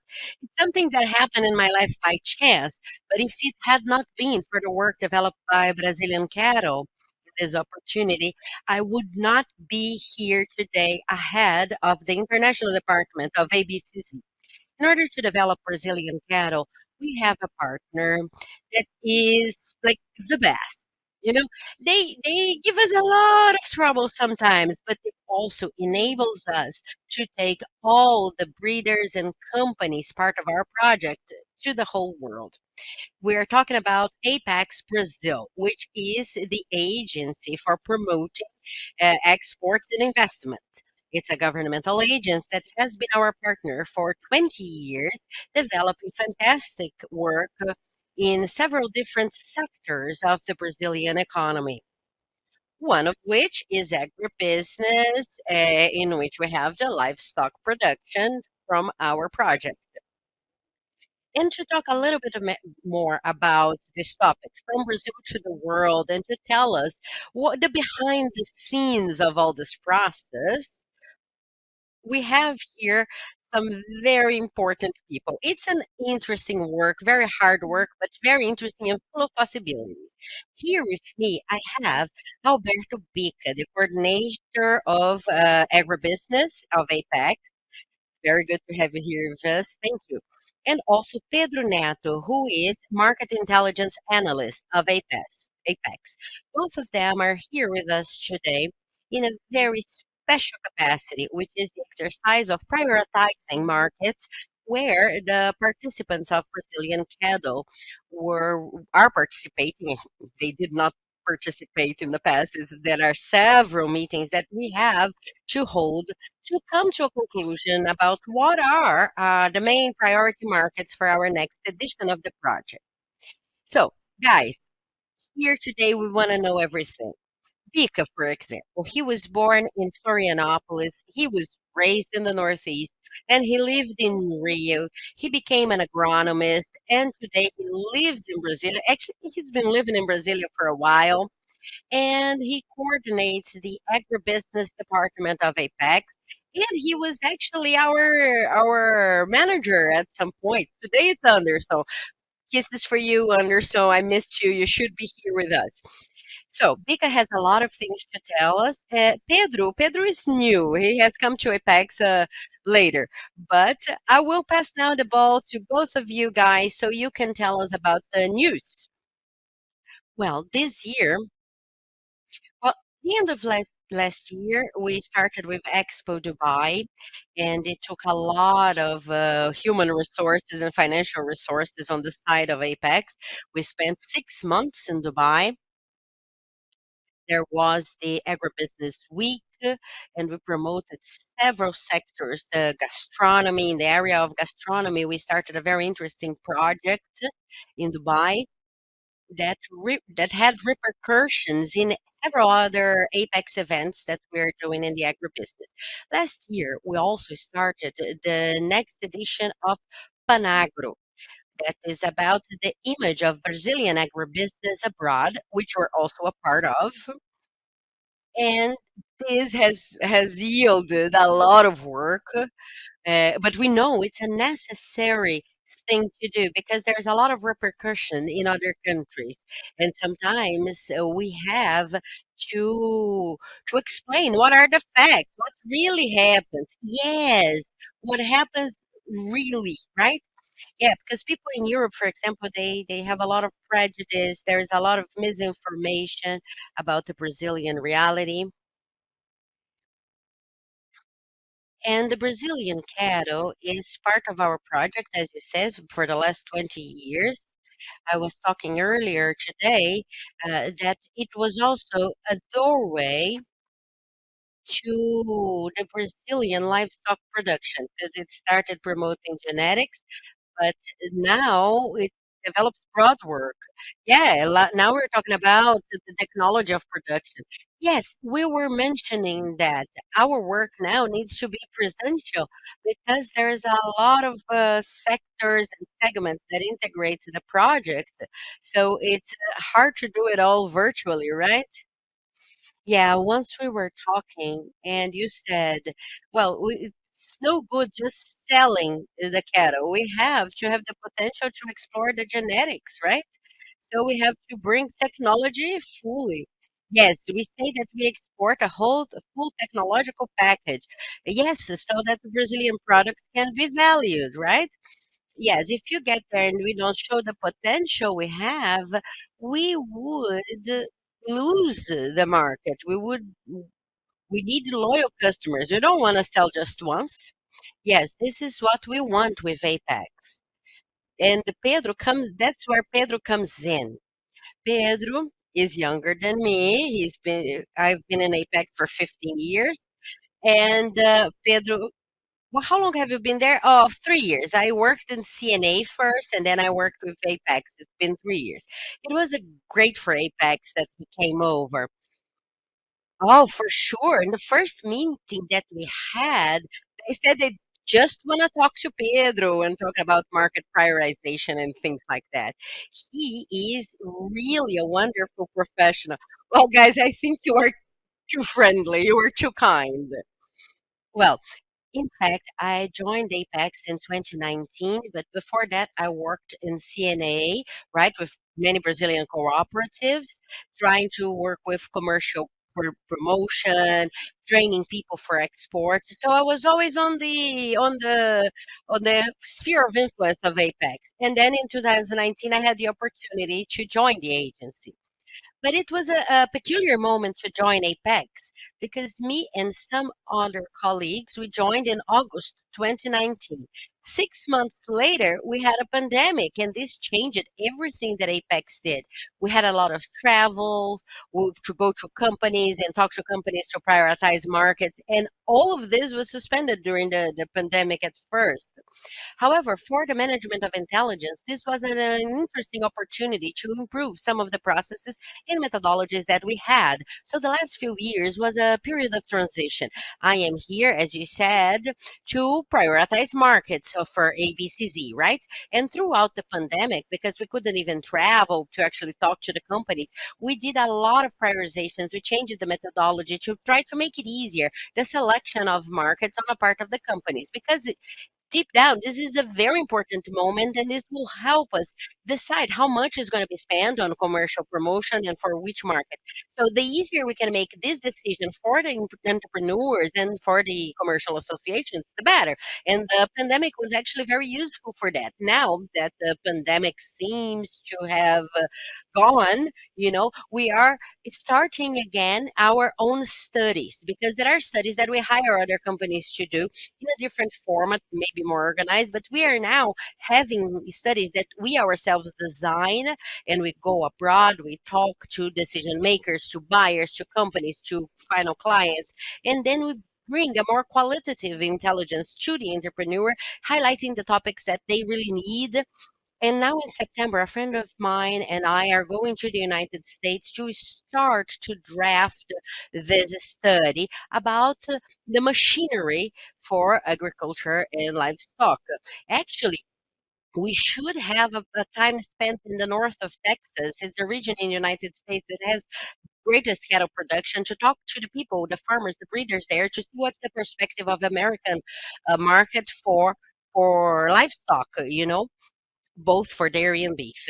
And anyway, this is a product that we are going to deliver the study ready until the end of the year. We should have a webinar by then to be able to talk better about the topic. But it's a very interesting project. We are carrying out several studies at the same time. This is the one that I am working with ABCZ, but it's extremely interesting and we are all very excited about it. The best part, and that I like to tell everyone, is that we don't do things here by chance. Sometimes people think, even the people who are a part of Brazilian cattle, they think that we decide, oh, let's work with X country. Let's participate on the fair X in country Y just because we want to go. No, but it's not like that. In fact, there is a lot of information, there's a lot of intelligence, market intelligence behind the choices that are made, and that's what really gives us a foundation for deciding where to invest, to do commercial promotion, to actually go to that certain given market. So it's very interesting to hear that from you because it's like you're telling everyone that before anything, before we decide to go and participate of a fair or work in certain markets, there's a number of information and data collected that we need to reach a decision, and we have to share this decision with all the participants of each project. The same way that you work with us, we do with all the Apex projects, I believe, so that everyone can understand really the level of excellency that that we have in the processes of bringing Brazil to the world. Everything that there is in Brazil gets to the world, not in a random manner. It's as a consequence of a fantastic work that is developed by Apex. Well, as I was saying to the companies over there, the resources are limited, the time is limited, and this market intelligence helps us to concentrate the efforts on where we're going to have the best results. The Apex resources are public, and anyway, it's the public resources. We suffer audits by the courts, and the better the result, it's best for us so that we can work better. So that's the idea. The better we invest the money, the yeah, of course, even the money, the Apex resources are public, but the companies also invest, right? So they need a return on their investment. Yes, that's the reason why we have market intelligence as a whole, not just in Apex. The idea is that the intelligence, as analyzing the data wi- through this intelligence, you can pass on information that helps in decision making.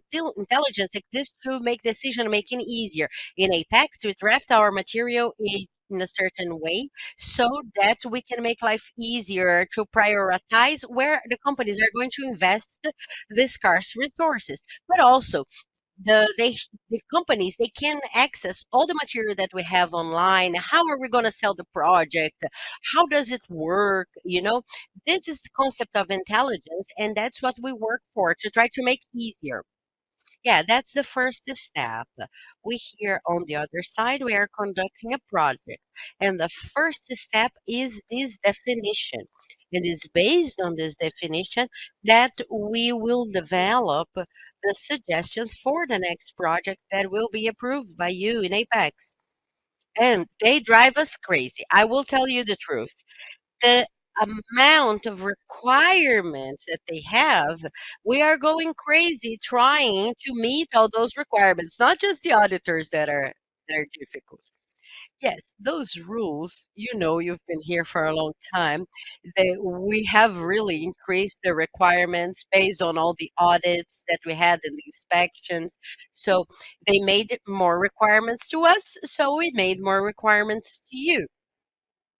Well, I understand that it's not easy, but I think it's positive because that shows how serious we are about the work we're doing, how our work is conducted, every project that is supported by Apex and the internal activities as well.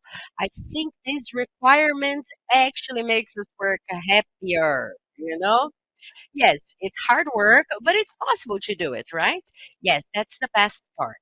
Now, this it's not impossible. Pedro, please share your stories. 15 years in Apex. Tell us a bit of these stories about the problems that you have faced, the challenges that you have overcome. Well, challenges. We always have challenges. You're talking about travels, right? I had several uh, challenges or problems in my travels. For example, I missed the train. I got the wrong train once. It's hardly ever possible to find a hotel in the same city where we have the fair. We sometimes have to stay in a different city, right? So before the fair started, the fair would start the next day, but I went to the grounds to deliver some material, came back at night, and there was another friend from another project, from another association. We were talking, and he was going to the same city as I was. This was 9 p.m. The train was coming, and we got on the train. We didn't check. We didn't check where the train was going. And then we were talking, talking, talking.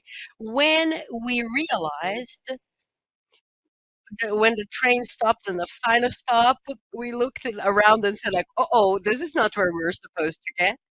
We were 100K away from where we're supposed to be, and it was midnight. The next train was at 6 a.m. We looked at each other, and there were two other Pakistanis guys that they did the same. We ended up sharing a cab, so 80 euros on a taxi. Wow, that's a lesson learned, right? Yes, yes. Catch the wrong train is very bad. But, I'm from Minas. I should know. People from Minas should know that. Well, yeah, I agree with you. We gather a lot of funny stories in these many travels that we do for our work.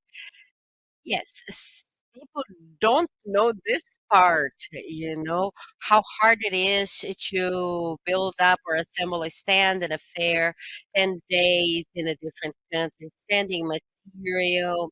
Oh, no, the material, sending material. In the past, it was so hard. Today, we carry things on a flash drive.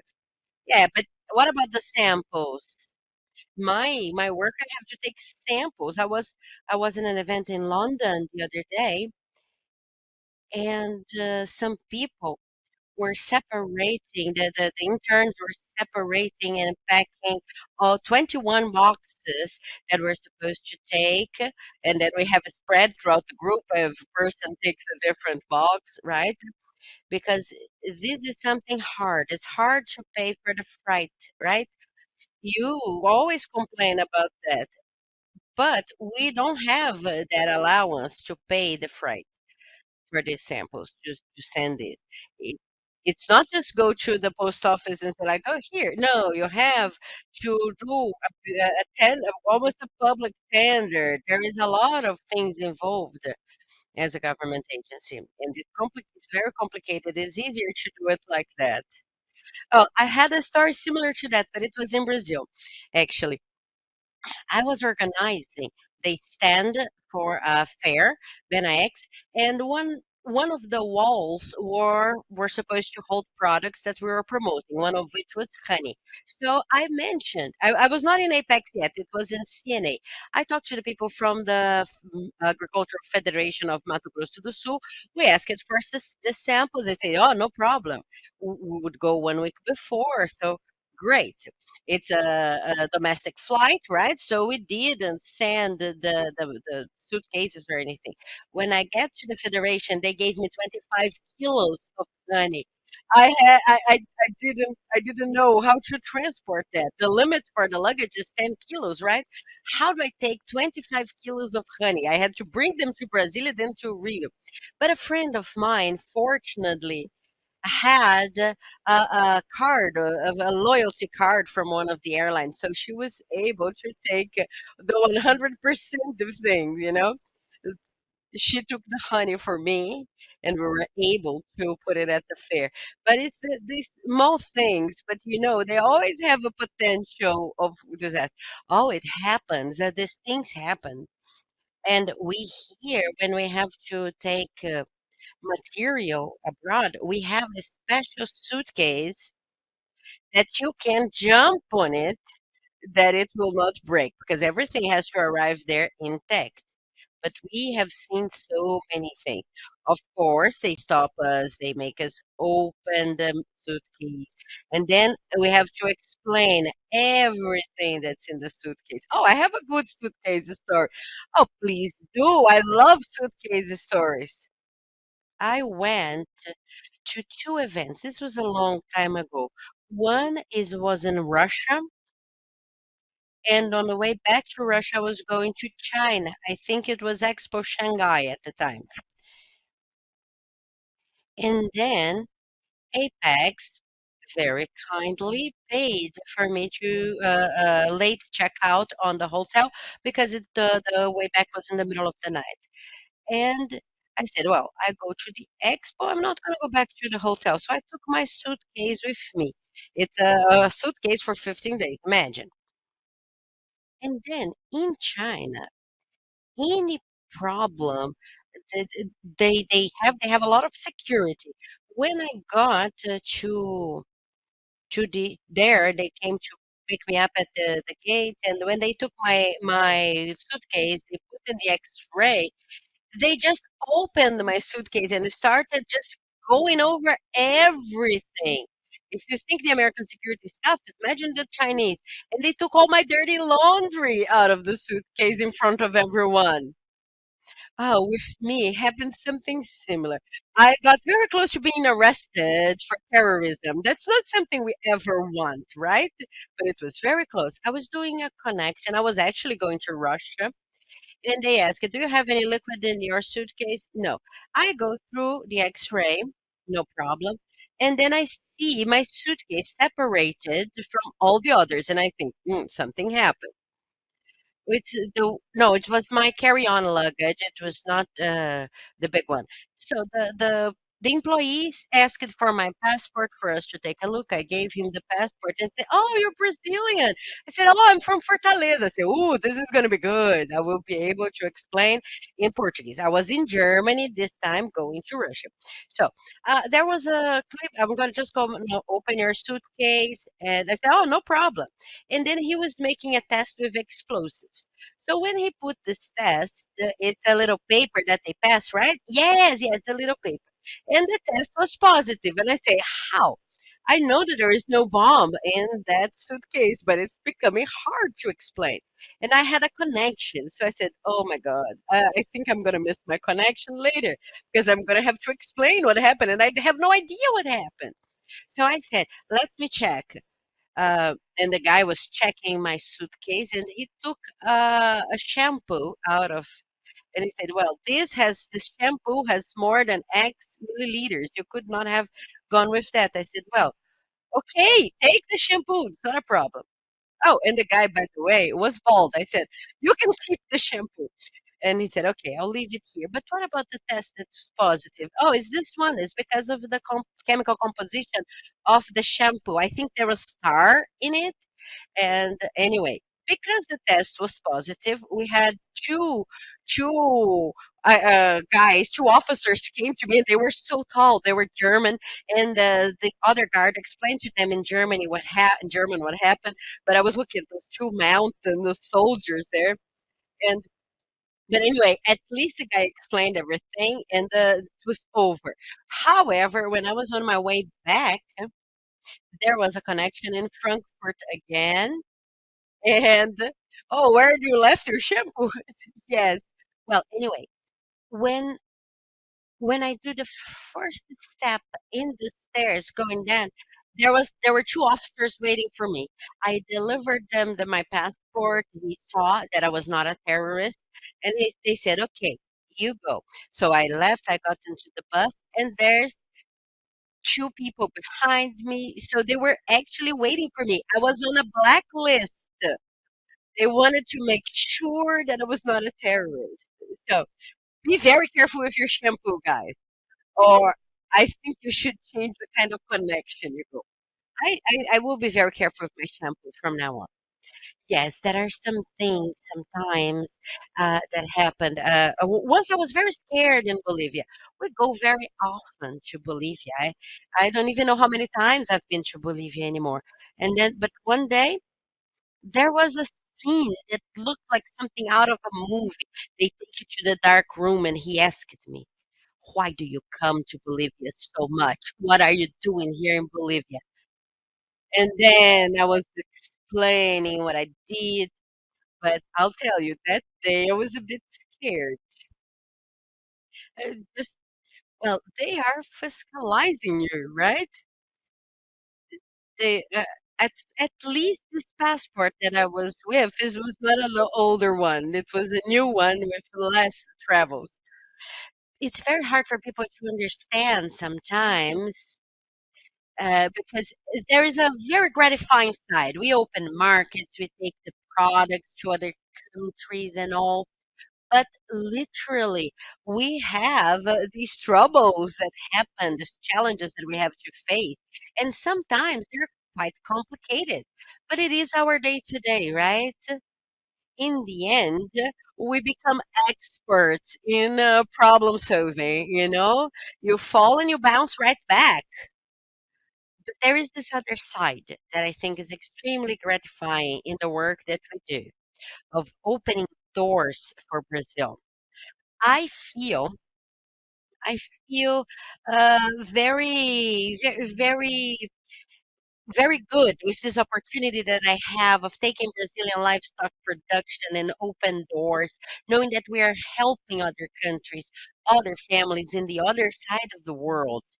So when in 2019 we had a mission to India, I, as a zootechnist, love zebu. My dream was to see the zebu in India. You know, when I saw the first herd of deer in India, there is actually a picture of me crying and hugging a cow, guys.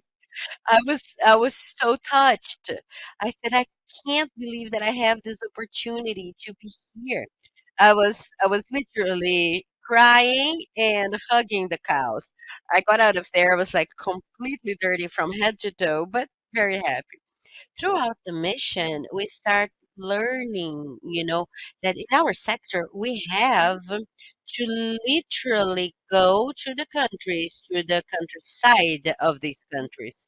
So we end up knowing not only the culture, but the day to day of what happens in each one of these countries, their difficulties. And in the end, I would say it's so amazing, despite all the difficulties that we have of open a marketing like India, of knowing that this genetics that came to Brazil more than 100 years ago, that we worked so hard to improve, and with a lot of technology, dedication, and love, that we were able to do this. These genetics that today help so many people in Brazil, and that made our livestock production a world reference, has the capacity of helping so many people, so many families on the other side of the world. And we are talking about food security, about the social standing of families. So sometimes we have to face these situations, like I crying on the curb out of emotion. I remember that when I learned about Apex in the very beginning, I identified with Apex very much, and that's why I wanted to work there. But I didn't know what to do, right? I had a friend that worked there, and he never told me how he joined, so I didn't know. I talked to him, and he gave me the told me about his story, and he told me when there was a selection process. I was actually already working, studying for another contest in a different agency, but then I went through the selection process and I passed. I already knew the work of Apex, but after I started working there, it was extremely gratifying working with companies, helping, seeing these companies, the largest companies, the small companies, exporting, showing their products, being able to sell. It's a great sensation, and I think it's the best place for me to work, for example. It doesn't matter all the challenges that I had to face and all the troubles, because we see the difficulty that our farmers have in producing, right? I was a farmer at some point. I know how hard it is. And depends on the weather, depends on so many things. And being able to expose your product to take it to 50 different countries, for example, is very good. And participate helping in that is excellent. Yes, I get very happy. Me too. So for me, this part of traveling is sleeping on an airport and facing these troubles, it's okay. Yeah, that's quite common to us, right? Like flight delays, missed connections, there is no other flight on the same day, you spend the night. Yeah, we always gain something during these missions. If sometimes in seeing the work being done, but sometimes also in the stories that we get to tell, right? It's very good to see the results of your work. For my area in intelligence, it's a bit more distance than the sales and the actual promotion of sales. But this year we got some very interesting examples that made us very excited about the results of our work. For example, in the beginning of the year, we have the conflict between Russia and Ukraine, and one of the actions that we did was to analyze what that could be the problem for Brazil in terms of import of fertilizers, but also export. So we wanted to see what sectors would have more exposure, and we saw that 40% of the peanut production was exported to Russia. So we saw that sector had a lot on the line, right? So Apex and other associations started to creating from fostering actions from January to July. Compared to last year, the export for Russia fell 20%, but the exports to Algeria grew 72, and for other countries as well. So the sector exported 25% more in the beginning of this year than last year. So you actually see the positive impact of your job. Another example was last week of something that started way back in 2016, if I'm not mistaken, way before I joined Apex, when we started this round of privatizations in Brazil, Apex, together with the PPI, the National Plan for Investment, they made a list of companies that were very acting around the world, but that were not present in Brazil. So they made a list, and this was passed on to PPI. So they started contacting these companies. And last week, a company that was in this list that did not have any branches in Brazil, they they bought $2 billion in the investments that we had, right, for airports. So I say that not to congratulate myself. Okay, I'm not bragging here. It's just because it's an interesting result, and it's important for people to go to the Apex site and see the intelligence material. Yes, exactly. Yes, because then everyone can access and it's free. You see, in fact, the people who are part of projects in specific sectors like Brazilian cattle and many other sectors of the Brazilian economy. How many projects Apex has running today? I think in agribusiness is 20 eh, and 28 in other areas. I think we have almost 70 projects on the way. Wow, imagine the amount of sectors and profiles of companies that can use this information, even the ones that are not a part of Apex. This is literally very important for the strategies of these companies. Sometimes I say, guys, let's study a bit more. They get some data, get the see how important that is, so that you can know what steps you're going to take, where are you going to begin, how much should you invest in being present in this or that. I'm going to opt for this one or that one. Today, a farm came to me and asked, what are the areas in which we should focus in this exact moment? Oh, this is the first time that somebody from this company asks me a question like that. So they're beginning to understand that, wait a second, what I cannot get do everything at the same time. We don't have money to do everything at the same time. So how do we prioritize? We have to work with priorities, not only of markets, but visions and the strategies. And then you get this kind of information, reliable information that you put available on the website for everyone that can access. This is priceless. People just need to know how to use it. Exactly. You have to know where to go and where not to go. A few years ago, I was a company that I worked before said that a bad news sometimes can be good news. For example, there was a company from New Zealand that wanted to export to Brazil, but they didn't have enough volume, and they said to Brazil, "Oh, this is not for you." We think that United States is a big market because it's close to Brazil. Of course, that sounds obvious, but sometimes for your company specifically, it's not the best option. Maybe Uruguay, Paraguay would be better for your company. So we make this material available online exactly to help companies and entrepreneurs to decide, see what kind of thing works best for them. And as I said, it's open source, it's free, anyone can access. That's wonderful. Because now, what I think it's missing in this conversation here, and that I think it's fantastic, you know that I was one of the people who have always tried to make ABCZ participate of Panagro. We in our sector, we see this, and I am very sad to see the image, the way people see Brazilian agribusiness, not only our livestock production, but agribusiness in general.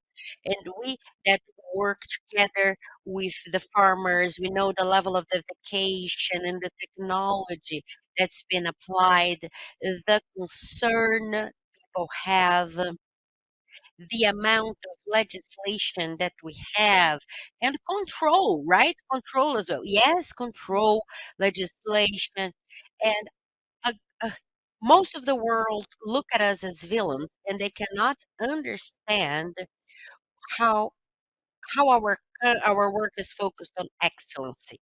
So I would like you to tell a little bit more about Panagro. I think it's a fantastic work headed by Apex, and I think everyone should learn about. Well, Brazil is the main exporter in tropical agriculture in the world, and this is a huge differential, right, with most of the large farmers.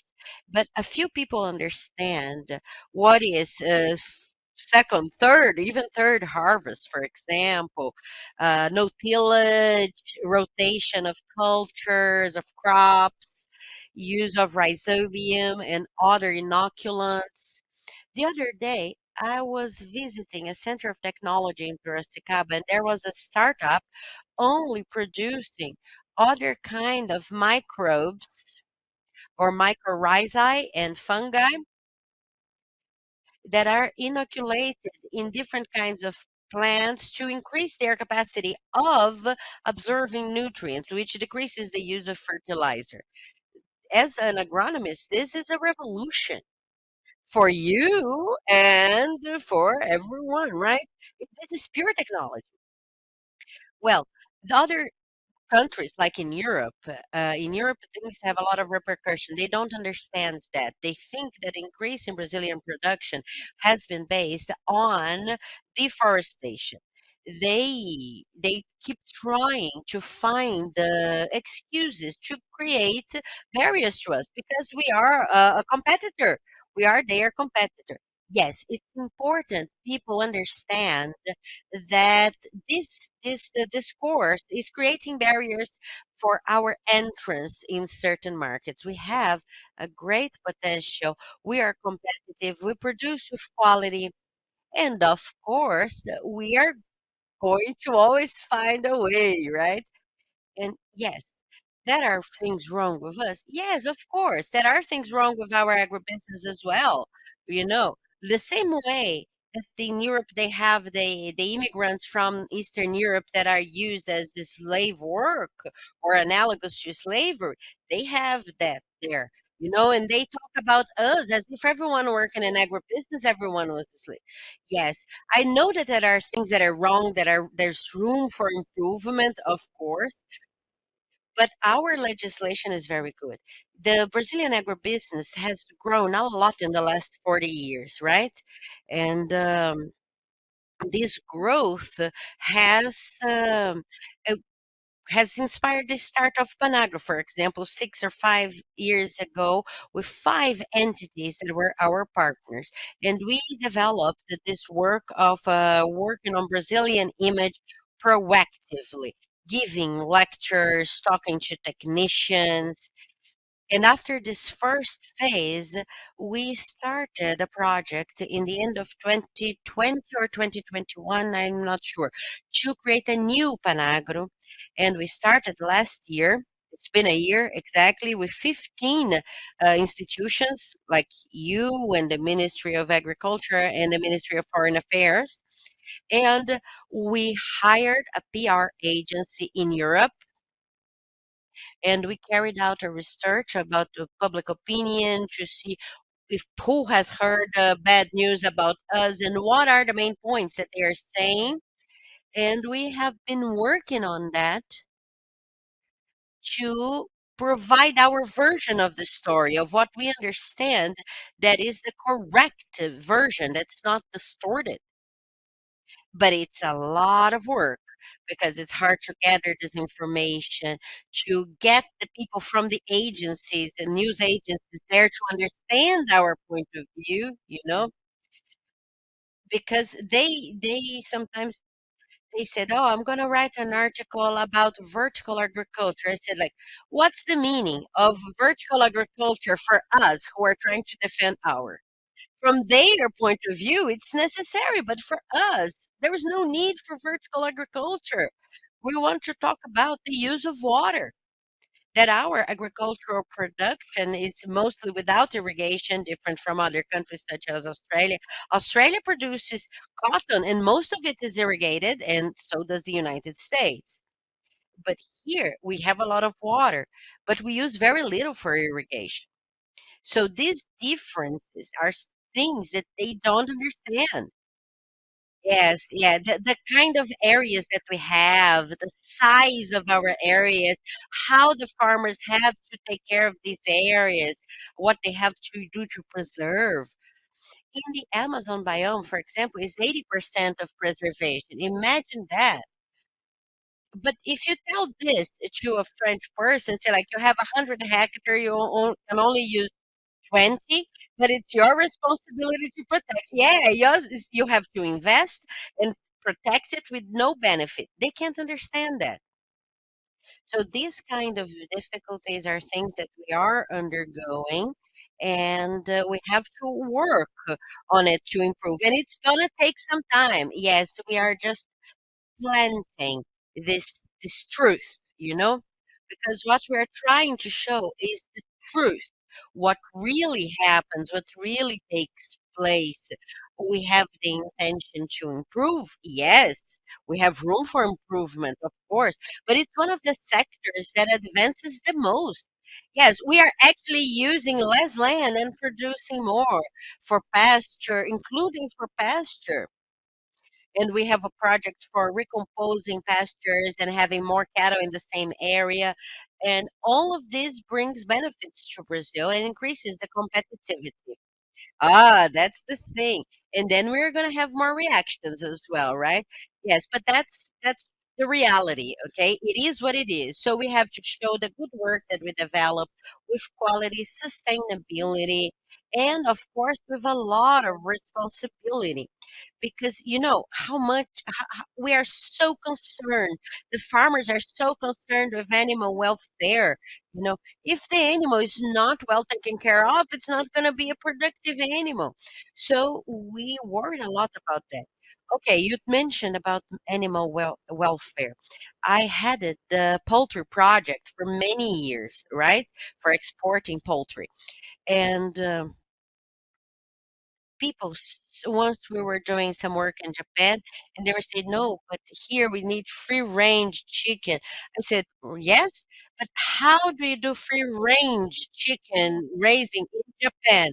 He said, oh no, it's in a cage, and then you open sometimes the cage so they see the sun. Oh, that's not free range. We cannot compare one to the other and give the same name. It's not possible. Yes, these things sometimes they need to be adjusted. The point of view needs to be adjusted. People need to understand how things actually happen, and we need to adjust that. And we need to keep developing the work of Panagro. I know it's slow and steady, but we are going to tell the world. Yes, it's important to continue, and we can't stop. It's very hard to start, but then to maintain, we need the is- partners. We have other new partners wanting to join. Yes, that's excellent. I'm very glad that more people want to join because we need to be very coherent and we have this goal.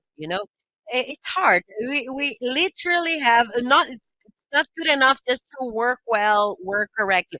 We have to fight for them to believe us. Yes. Well, anyway, we thank you as Apex for heading this initiative with the participation of the Ministry of Agriculture and the Ministry of Foreign Relations. This work is very important for Brazil, for Brazilian agribusiness, but slow and steady wins the race, I'm sure. Well, guys, our time is up. You guys were concerned about that, right? And I said, don't worry, it's gonna fly by us. There are so many stories that you did not tell us, Pedro. Yes, I have stories about Bika as well. So I invite you guys for next opportunity. Well, one thing that Pedro said, and I thought and I didn't comment, this was a fruit of the pandemic, right? Before the pandemic, in 2020, we didn't have Exposebu was closed. So you had to be creative and create this whole new format. So ABCZ, congratulations for having been able to create and invest in this new format. You guys are an example. Yeah, we are a success story. We are a success story because for us it was a great challenge. For me, because my natural habitat is the farm, is the corral, and I had to now face the camera. So I think that every day we learn to to challenge ourselves a little bit more. We started with webinars, and then we started with a TV show, and then we decided live. Let's do a live. And now, what are we going to do this year? And we thought, well, we haven't done the podcasts yet. Let's see what comes from the podcast. And the first day that we decided to sit down and do the podcast, Josakian told me, so what are we going to talk about? And I said, I don't know. He said, but what's the format? And I said, I don't know. I don't know. Let's chat and we see how it goes. And thankfully things were well developed and now we're going to now move on to a new project and invent something new. Yes, the program in the podcast is already a success. Well, I would like to thank you guys very much and Apex for the partnerships, this 20 years of partnerships. I always say in all our programs for trusting our work, and we are very happy to have partners like that trust our work and that pushes us forward. We want to do more. And these challenges are to be overcome, right? That's how we got there. Yes, and we are embracing this challenge.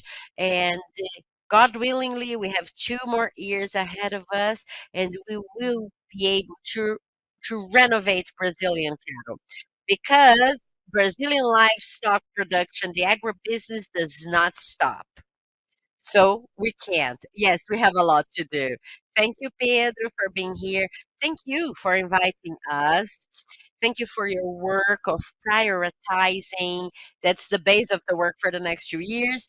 And Bika, I'd like to express my gratitude for not only for you being the coordination of Apex now and here with us today, but for having been working with us for such a long time. I really love the sector. I know you like wine and you like cheese and you like beef. So, yes, we're together in this one. Yeah, we love it too. Anyway, thank you very much for participating here with us. Because thank you guys for tuning in because you're participating from there and we're here. We want to be close together all the time. Thank you. Bye bye.